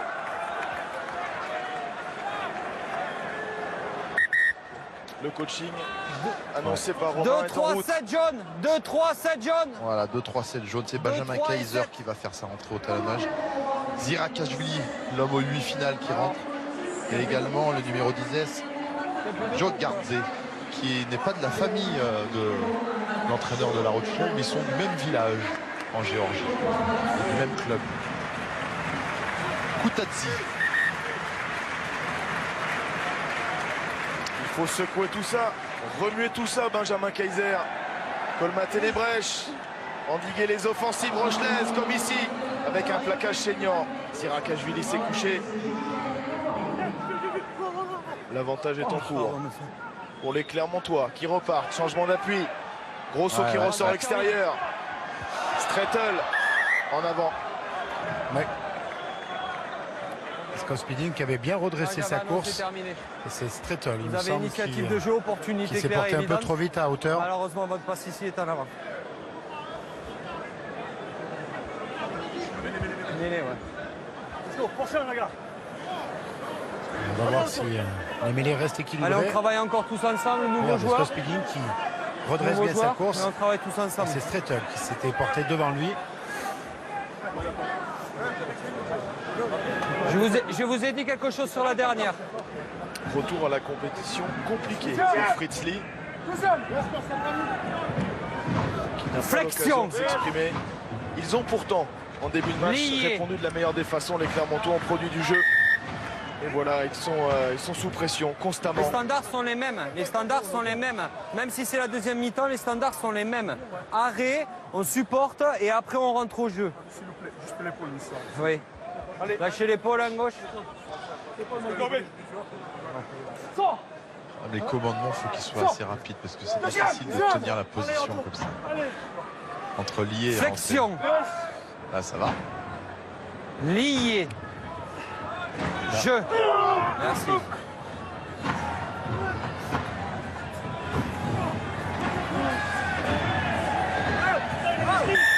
Pas talonné. Bras cassé contre La Rochelle. C'est pas talonné. Gêné la première ligne rochelaise sur cet effort du paquet d'avant clermontois. Clermont qui repart. Là, sur la pas talonné, il fallait peut-être attendre. Il allait la talonner. Rougerie, Damien Penaud, Rémi Grosso.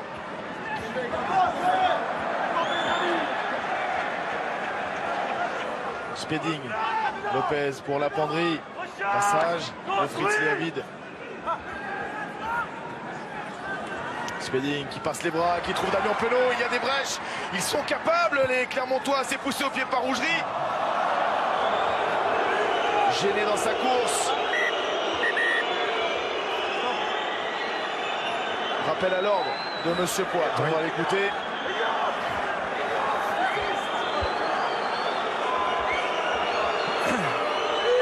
Il n'y a pas besoin d'explication. La prochaine fois, c'est carton jaune pour simulation. Il n'y a pas de...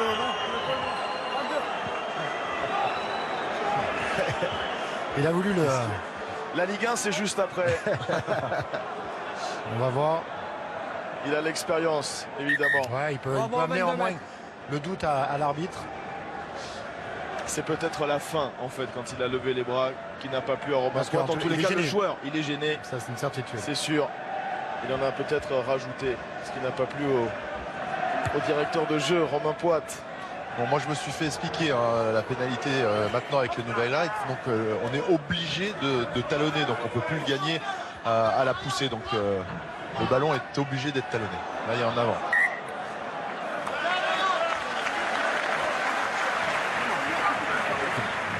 De toute façon, c'est repris en position de hors-jeu involontaire. Donc, quoi qu'il arrive, c'est mêlé noir.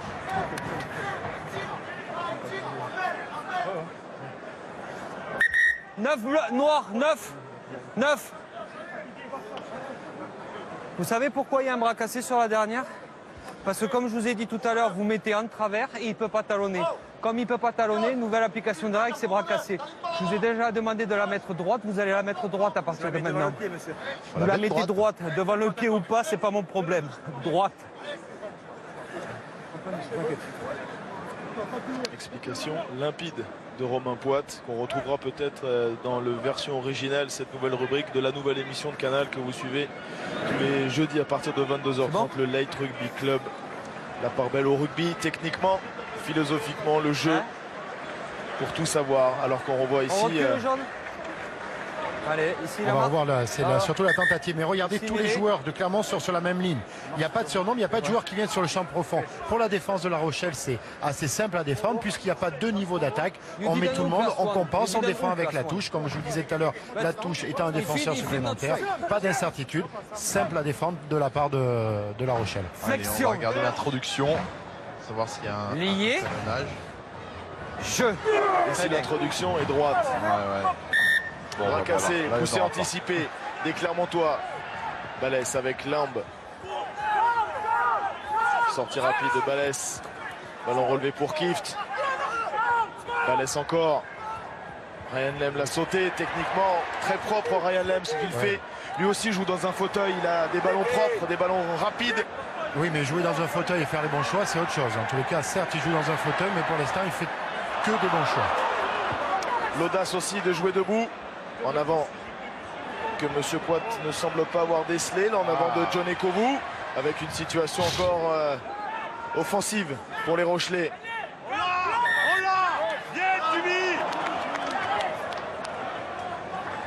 Ce monsieur sur ses appuis, 6 jaunes, ici c'est gardé au sol.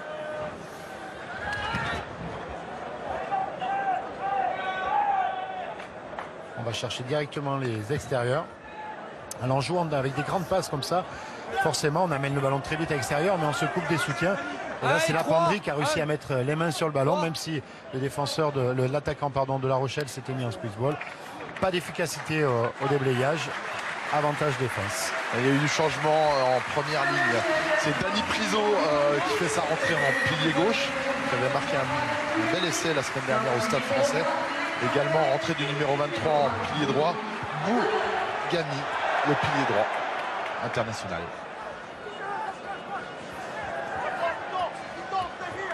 Rodil est venu chercher du travail au centre du terrain. On sent la volonté de porter le ballon. Les ailiers de La Rochelle touchent énormément de ballons, même sur l'aile opposée. Voilà, entre Xavier Garbajosa et Patrice Colazo, il y a de l'info qui circule, je peux vous le dire.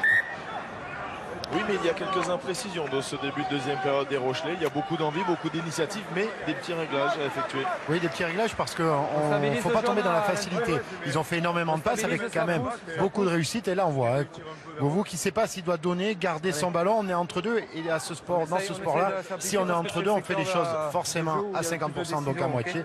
Et les passes n'arrivent pas. C'est le secteur de jeu où il y a le plus de décisions, les gars, mêlés. Donc on essaie d'être un peu plus propre. Allez, ça marche? Allez.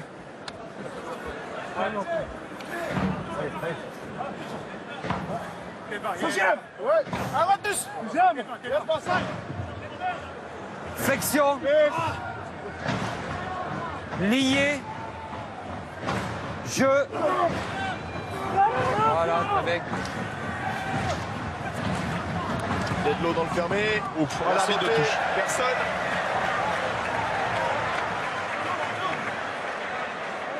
N'avait pas réalisé une tournée au niveau auquel on l'attendait avec les Lions britanniques l'été dernier.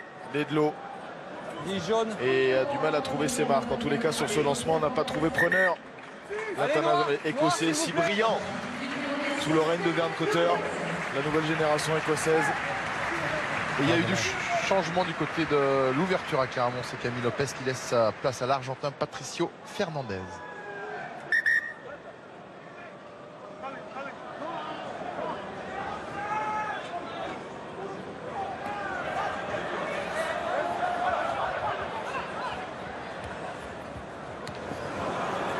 Pas un cadeau, heureusement que c'est Botia. C'est tiens. Allez, jaune, merci. Il sort.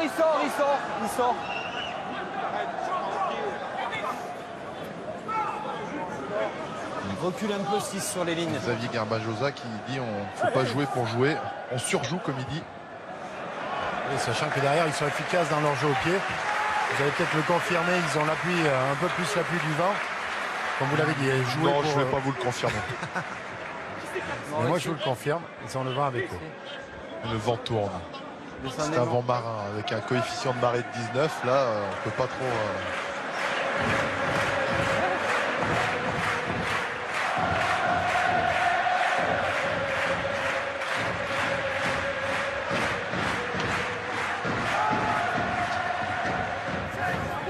Prise de Djorgadze en fond. On va essayer de jouer debout. Benjamin Kaiser, porteur du ballon. Même axe. Bon travail des avant Clermontois. Il faut stopper parce qu'après, si on laisse partir, c'est difficile à arrêter. On va transformer le jeu avec Ledlow. Rougerie en pivot. Fernandez chassé, tenu. Fernandez va la jouer pour lui. Avec Gedrasiak en percussion dans les 22 mètres de La Rochelle. Botia au grattage qui récupère en 2 temps. Botia, il faut le sortir, ils n'y sont pas parvenus. Les Clermontois peut-être un peu en retard. Il est partout, Botia. Oui, il va prendre le ballon. On s'est engouffré avec Aguillon. Pour l'instant coincé dans leurs 22 mètres. Les Rochelais. Derrière la ligne, Il faut pas qu'il... On va le redire, mais il ne faut pas qu'il surjoue parce que au bout d'un moment, il peut y avoir une petite panne d'essence, comme on dit. On est à l'intérieur. Là, ils sont pas à l'essence, là, c'est du kérosène. Le petit coup d'œil de Lambe, la prise d'information, la couverture de Grosso.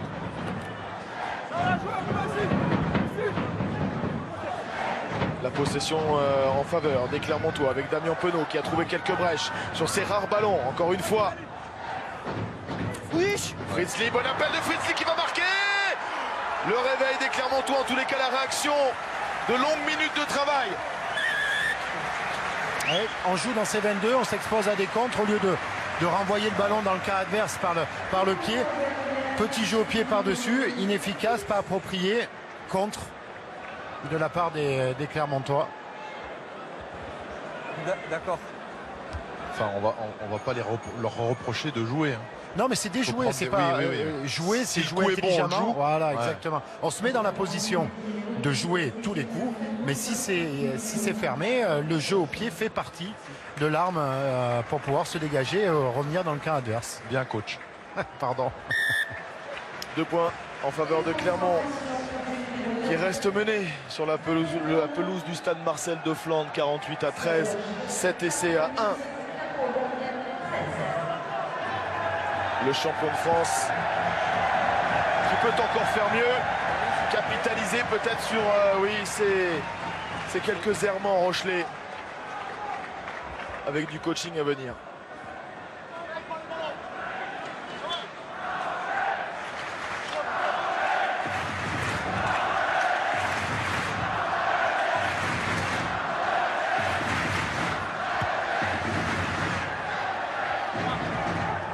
Fernandez à la récupération. Rosso servi. À l'intérieur. Fernandez encore. Le raffut de l'Argentin qui s'échappe, qui s'arrache. Fernandez repris par Paul Jordan. En avant demandé, non sifflé en tous les cas. Le jeu se poursuit en faveur de Clermont avec Paul Gedrasiak. Il y a Timani maintenant qui est servi. Voilà le vrai Clermont, voilà le grand Clermont en tous les cas. Ça joue dans les 22 mètres de La Rochelle avec Fritzli qui passe par le sol. Là, le ballon est disponible, on va renverser dans le fermé, des positions de hors-jeu peut-être. Il y a David Strettel, il y a David Zerakashvili. Touche. Qui passe en touche. Mais voilà des sorties rapides, voilà des munitions propres et puis la prise du milieu avec Timani. Exactement, prise de milieu comme vous le dites, et surtout on sent des joueurs un peu plus convaincus de ce qu'ils font avec des prises d'initiative franches, des courses plus directes, et on ne cherche pas, on joue en jeu direct. Et pour l'instant, ce qu'a réussi à faire à La Rochelle en première période, là c'est les Clermontois qui arrivent à le mettre en place. Et du changement, c'est Romain Sazi qui rentre, le capitaine de touche de La Rochelle, et c'est la sortie de l'Hollandais Kift Zemmour. Damien Penaud au soin, une poche de glace sur l'épaule pour récupérer, retrouve sa place. Le lancer de Benjamin Kaiser, la prise de Gedrasiak. Allez, pourquoi pas faire douter cette équipe rochelaise qui semble forte sur ses bases mais un petit peu émoussée. Vous parliez du réveil clermontois. Relâchement coupable avec peut-être le travail encore une fois qui paye pour Clermont. Moins de 5 mètres. Derrière, Noir, derrière. Ballon ramassé, point de fixation. 5 Noirs, pas d'appui au sol. Tentative en force et en solo de Djorgaté, semble-t-il. Ouais, je vais voir. Ouais. Denis, s'il te plaît, est-ce qu'on peut vérifier si le 19 jaune est le dernier est participant au rock, et si c'est le cas, si c'est bien le dernier joueur, s'il te plaît. On est passé sur un jeu direct de la part des Clermontois. On va regarder si le joueur qui va se saisir du ballon est bien le dernier. Il n'est pas le dernier. Il n'est pas le dernier, exactement. Derrière lui, il y a encore un soutien clermontois. C'est vrai qu'il est en contact, non?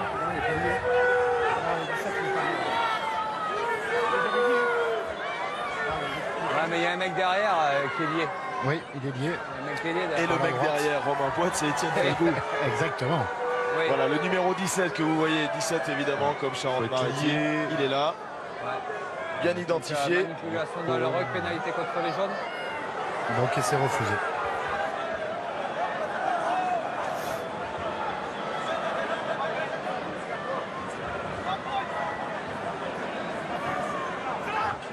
On avait un doute sur sa position dans le ruck, malheureusement c'est pas le dernier joueur, donc il peut pas manipuler. Il y avait le 17 au contact derrière, pénalité contre les jaunes.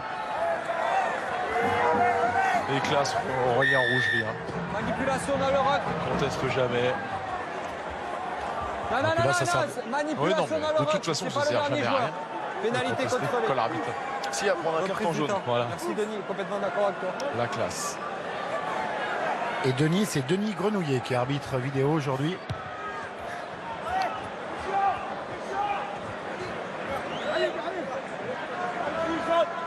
Greg.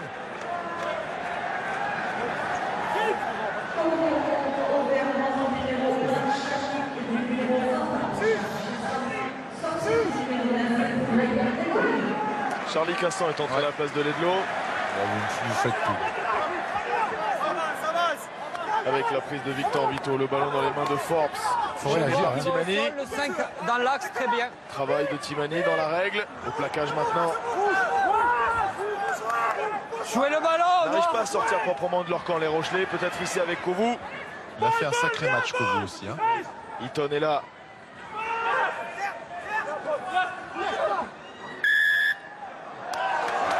Je ne sais pas pourquoi ils n'utilisent pas, si on peut avoir des informations, vous êtes auprès de Patrice Plazo, pourquoi ils n'utilisent pas la forme du pied pour sortir de leur camp. Le 4 jaune debout. Bon, pour le pied, je vais plutôt demander à Xavier Garbajosa. Je ne dis pas que Patrice Colazo n'a pas ses compétences. Attention. En tous les cas, ils restent coincés dans leurs 22 mètres. Nouvelle occasion pour Benjamin Kaiser et l'alignement clermontois de travailler sur un bon ballon. Bloc. Non. Et il y a du coaching qui est en train de s'opérer avec la sortie de Pierre Aguillon, remplacé définitivement par Mori Valou. Lancé de Kaiser à la prise de la penderie. Et on enclenche tout de suite. C'est le 8 jaune qui va au sol, même cas de figure que tout à l'heure pour les Noirs.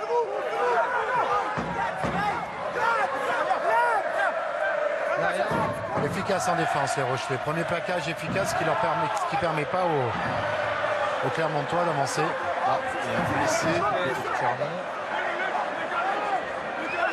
Ouais.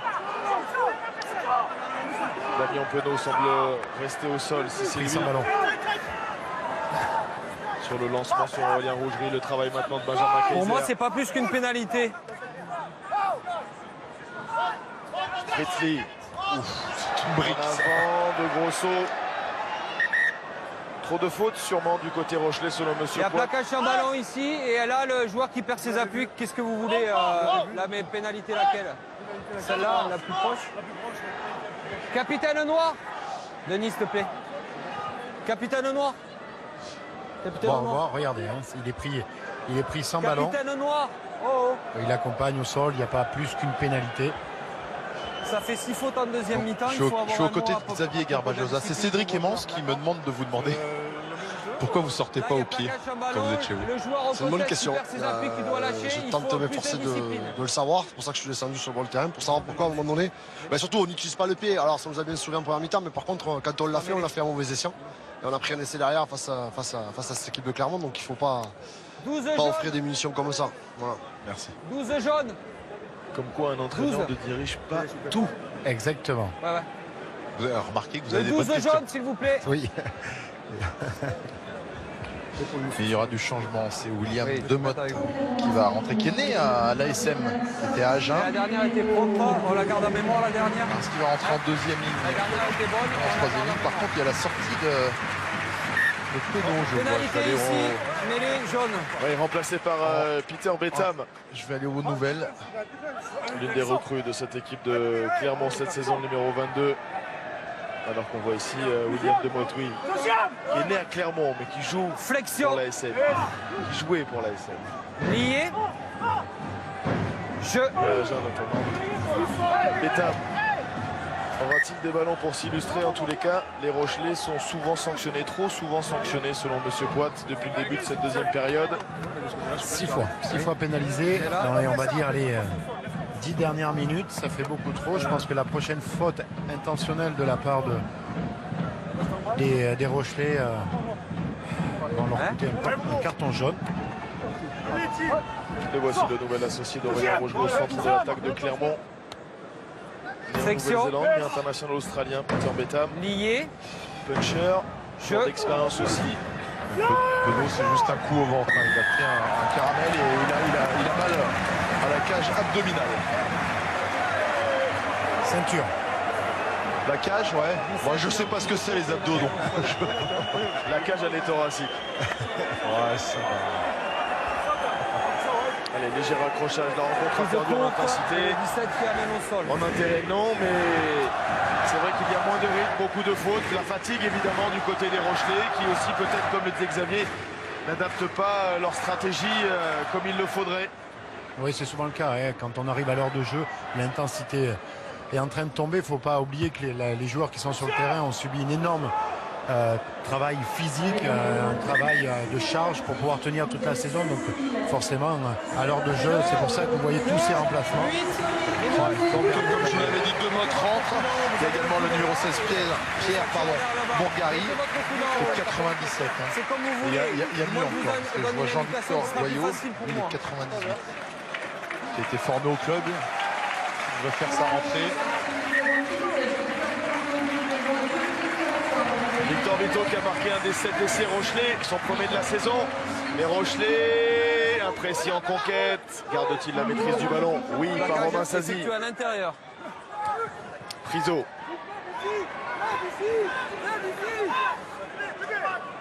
Goyot dans le fermé, avec la percussion maintenant de ses avants, notamment de John Eprouvou. Jedrazek n'a pas réussi à lui arracher le ballon. Goyot encore, prend le pied à son compte. Récupération Spedding. Il a bien récupéré par Spedding qui est venu s'imposer du champ profond. Et on va jouer sur la largeur.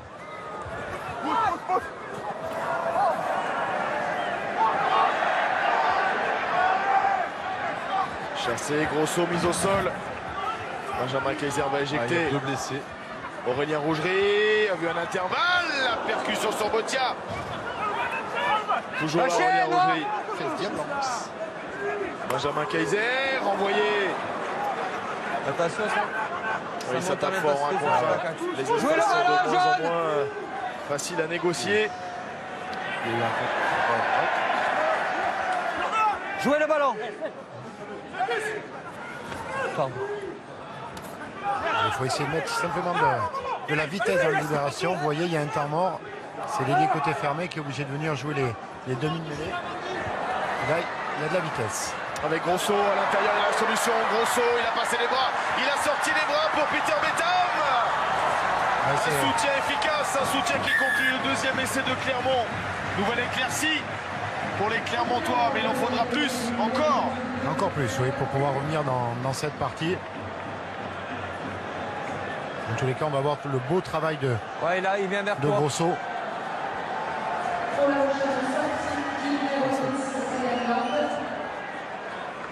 Transformation face au poteau. Un quart d'heure encore à jouer, 48-18. 30 points d'écart. Transformation assurée par Fernandez. 48-20 désormais, la sortie de Ryan Lum, lui aussi secoué sur l'action qui a amené cet essai. Oui. Gabriel Lacroix qui continue à naviguer. Évidemment, il doit faire son choix. Hein. Est-ce que je prends le porteur de balle ou est-ce que je ralentis pour pas lui créer un intervalle à mon intérieur? Là, il était un peu entre les deux. Ça a permis à Grosso, qui a bien analysé la situation, de venir s'engouffrer dans cette attaque. De la vitesse, le haut du corps libre, remise intérieure pour son coéquipier et c'est... Romain est aux côtés d'Alexis Balès. Oui, Alexis, ce match, premier match de la saison à la maison contre le champion. Et ce résultat, j'imagine que ça doit faire plaisir. Ouais, ça fait plaisir pour l'instant, mais voilà, il reste encore un quart d'heure et on sait que voilà, même s'il y a 28 points d'avance, je pense que c'est pas fini encore parce qu'ils reviennent fort et voilà, c'est les champions de France comme tu as dit, donc à nous de rester vigilants pour garder ce score et ce bonus. Merci. Le travail de Bourgaret qui trouve le soutien de Motte, les remplaçants Rochelet qui s'illustrent, mais voilà, un Clermontois passé par là, un Clermontois à la relance, c'est Cassan. Ballon sorti. Fritzli éteint les Rochelais. On peut peut-être se réveiller sur ce ballon de récupération avec Goyot. Steve Barry. Saint-Zel en premier attaquant. Rodil. Joueur non maintenu. Non maintenu qui peut donc repartir. Exactement. Avec Goyot. Il faut qu'ils mettent de la sérénité dans leur jeu, les Rochelais. Allez, Polo! Allez!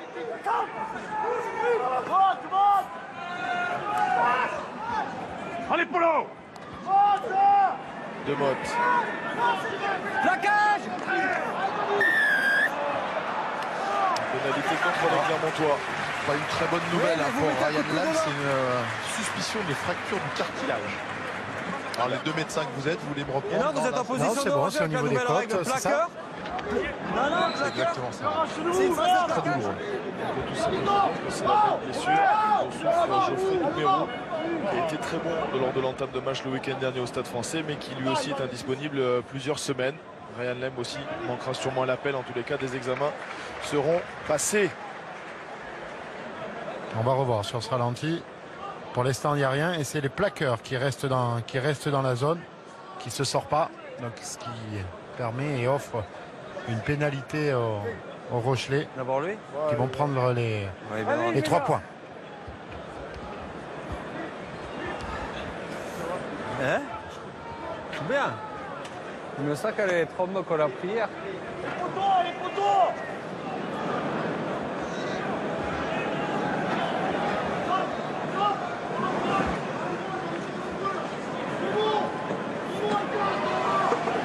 Titulaire lors de la première journée à Brive, Jean-Victor Goyot, demi-mêlée, remplaçant cet après-midi, a aussi des qualités de buteur et la réussite qui va avec.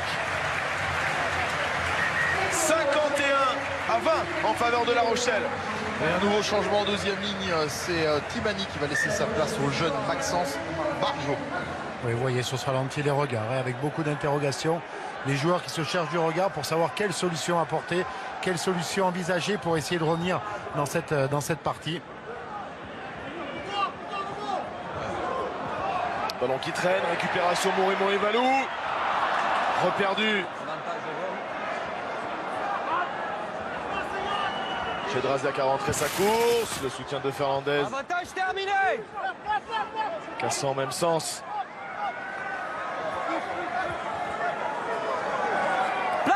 Plaquage dans 5. Je sors. Strettel est au soin également. Touché, l'ailier anglais. Lui aussi revient à la compétition avec maintenant la penderie.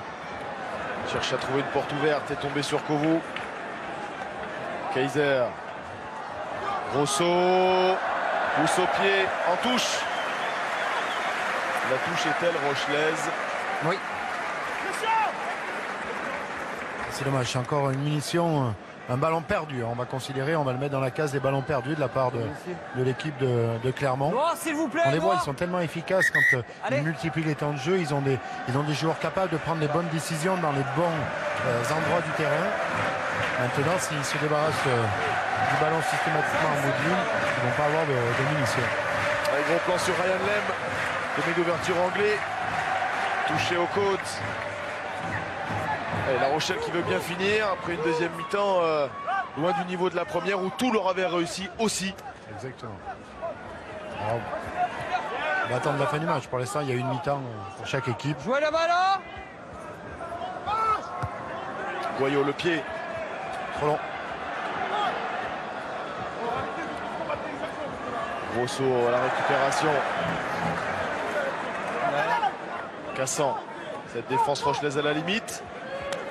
Qui monte sous les ordres de Xavier Garbajosa qui demande à sa défense de monter plus vite, plus fort pour éviter les Clermontois de jouer sur la largeur. Strettel, prise à 2. Ballon ramassé dans l'axe par Fernandez. Libéré, Cassant. La Penderie attaque la ligne. Priso n'a pas réussi à récupérer ce ballon. Dans un deuxième temps, peut-être la pression impulsée par Romain Sazi. C'est conservé néanmoins par Clermont. Joue devant la défense pour l'instant. Les Clermontois de Benjamin Kaiser obligés de rentrer. Avantage. Roger Draziak. Saignant la semaine dernière sur la pelouse du Michelin face à Toulon. Et encore une. 1-2-2 et finalement on s'est proposé mais le ballon a été conservé par Betham. Et encore un duel Bottier-Rougerie. Et Rougerie pour l'instant qui conserve. Retour à la faute. Ouais. Pas d'avantage, on va revenir sur la zone à l'opposé, zone de ruck. Il y avait une faute de la part des Rochelais. Retour hors jeu. Alors c'est pas sur la zone de ruck, hein, c'est sur les positions du premier défenseur qui est au-delà, qui est pas derrière les pieds de son dernier coéquipier qui participe au regroupement. Cette troisième journée du top 14 est partie très très fort. On espère évidemment qu'on va suivre dans la foulée le multi-rugby avec autant de plaisir. Ce soir, Castres-Montpellier suivi de jours de rugby, mais demain le retour du match de midi et demi dimanche sur Canal+ Sport Pau-Lyon. Puis l'après-midi rugby se poursuivra évidemment du côté de Mayol avec Toulon-Toulouse. Mais avant cela, évidemment, le Canal Rugby Club, première partie. Et le débrief, deuxième partie, un petit peu plus tard. Encore un très très beau week-end de rugby, le top 14 qui fait recette, qui nous régale. Avec notamment ce match entre La Rochelle et Clermont qui n'est pas fini. 51-20, 9 essais inscrits. Avantage aux Rochelais, évidemment. Travail dans l'axe de Gédrasiak. Oui, Sazi, le nez à la fenêtre. C'est exposé Romain Sazi. Est-ce que ça a payé? Ça n'a pas payé. Et il va être peut-être... il va même peut-être être sanctionné. La main à la poche de Monsieur Poit, oui. Jaune faute pour Romain répétée, Sazi. vous êtes à 2 fautes consécutives, le contest était bon, les deux joueurs vont au sol, vous êtes au sol et vous venez ramener chez vous. 2 fautes consécutives en plus avec le hors-jeu précédemment. C'est ce qu'on vous disait tout à l'heure, faute à répétition, même si sur la première intervention, si le joueur, on va revenir au direct, c'est joué rapidement. Ça joue encore. Ça joue encore, il faut récupérer ce ballon pour produire du jeu. Mais voilà, il y a les Rochelais qui s'engouffrent de façon un petit peu désordonnée. Perturbe l'enchaînement clermontois avec peut-être Cassan qui a trouvé l'intervalle auprès. Nouvelle tentative dans le fermé. Fernandez. Derrière, moi. Rougerie qui relève. Jorgadze. La possession à l'avantage des Clermontois dans cette deuxième période. Et on revient à la faute précédente. Et encore une fois, joué rapidement. Fritzli, peut-être le doublé au pied des poteaux. Il est renvoyé, il est maintenu par la défense rochelaise. Qui va étouffer ce mouvement. Ils ne se sortent pas, les Rochelais. Ça prouve énormément de détermination. Ils mènent largement au score. Et à aucun moment, ils ont baissé les bras en défense. On va le revoir sur le prochain ralenti. Ils ont laissé Fritzli venir les défier. Ils ont défendu sur le haut du corps pour l'empêcher, 1, de transmettre le ballon et 2, d'avoir de la progression. Et avec cette action-là, ils ont pu récupérer le ballon et une mêlée sur leur propre poteau. Allez, juste avant la mêlée, je suis aux côtés de Camille Lopez. Camille, 51-20, vous étiez pourtant prévenu. Ici, c'est difficile de gagner. Comment tu analyses ce match? Non, mais simplement parce qu'ils ont plus envie que nous aujourd'hui. Je crois qu'il ne faut pas se mentir. Aujourd'hui, on n'est pas du tout dans les fondamentaux du rugby. Et quand tu ne respectes pas les fondamentaux du rugby, ben tu te fais marcher dessus. Voilà, c'est ce qui s'est passé aujourd'hui. Merci. Allez. Oui, analyse froide et lucide de la part de Camille Lopez. Il a raison, quand on ne met pas les valeurs, les ingrédients, l'envie et l'envie de gagner ces duels. Généralement, c'est votre adversaire qui prend le pas. Et aujourd'hui, les Rochelais avaient à cœur de se rattraper de leur dernière sortie. Et ils l'ont montré avec énormément d'envie, de justesse technique pendant, on va dire, 50 minutes. Et là, c'est les Clermontois en champion qui se réveillent. Qui recevront Brive le week-end prochain pour le fameux derby du centre.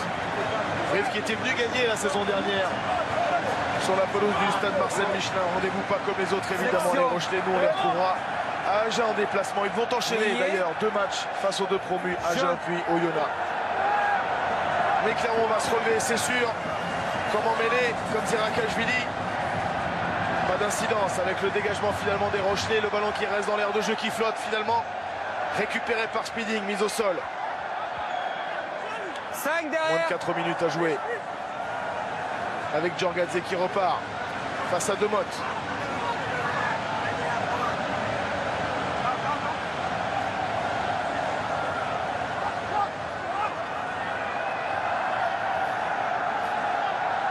Fernandez encore, Aurélien Rougerie.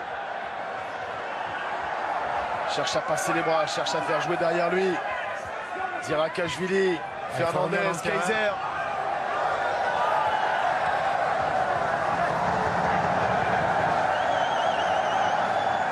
Roger Draziak.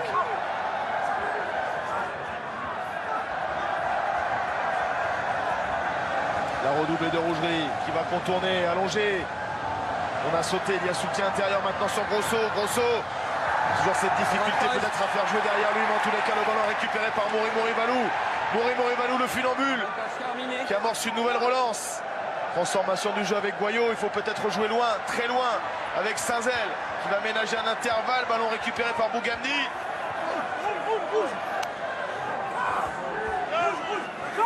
Jouez le ballon, Noir. C'est un peu brouillon de la part des 2 équipes, mais en tous les cas, la volonté, on le voit encore. C'est de porter le ballon, d'essayer de gagner les 1 contre 1, venir dans les zones de cassure. Goyot. Il est légèrement devant Bougamdi, voilà pourquoi il n'a pas pu récupérer le ballon. Coup de sifflet de Monsieur Poit. Et c'est qui avait encore le ballon de c'est beau, à la 77e minute. C'est incroyable. Et côté Clermontois, j'aimerais aussi souligner la performance d'Aurélien Rougerie au milieu du terrain, qui s'est déployé pour essayer de faire avancer son équipe. Évidemment, Botia fatigable dans tous les coups. Dans tous les coups, en percussion directe lors de cette première période en défense où il a mis la pression justement sur Aurélien Rougerie. Là, on le voit venir défier toujours dans son style caractéristique, en défense efficace sur Damien Penaud. Il va avoir des stats énormes. Et au soutien. Ah oui, je pense qu'en termes de plaquage réussi, avancé et continuité, jeu derrière lui, je pense que c'est un de ses, pas des meilleurs matchs, parce qu'il en a fait des matchs plus gros que ça, mais celui-là est complet en tous les cas. La semaine a été pluvieuse, grise du côté de La Rochelle, et comme un fait exprès avec ce match, ce succès bonifié, une nouvelle tribune, un public évidemment ravi. Le soleil est revenu, les éclaircies sont là. 51-20. Et Clermont qui repart encore une fois, qui a du tempérament évidemment avec Scott Spedding, ballon perdu au contact. Pas d'en avant, si finalement Monsieur Poit redonne une mêlée au Rochelais.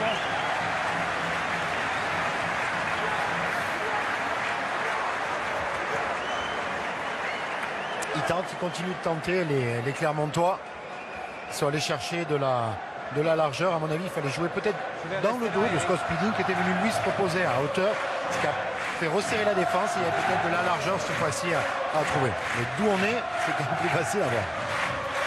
Les 30 dernières secondes avec une ambiance de feu évidemment.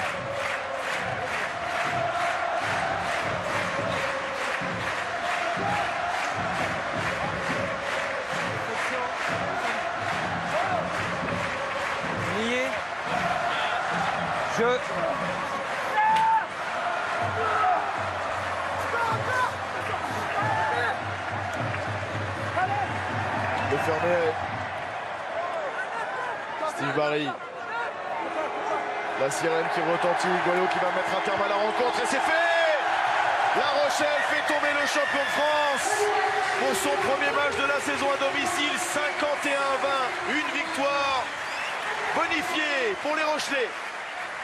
Et dans quelques instants, les réactions au micro de Romain Magellan après cette victoire spectaculaire de La Rochelle sur le champion. Et avant Nice-Monaco, c'est votre affiche de Ligue 1 du samedi, coup d'envoi à 17h à l'Alliance Riviera. Mais retour d'abord au top 14 avec vous, Bertrand Cédric.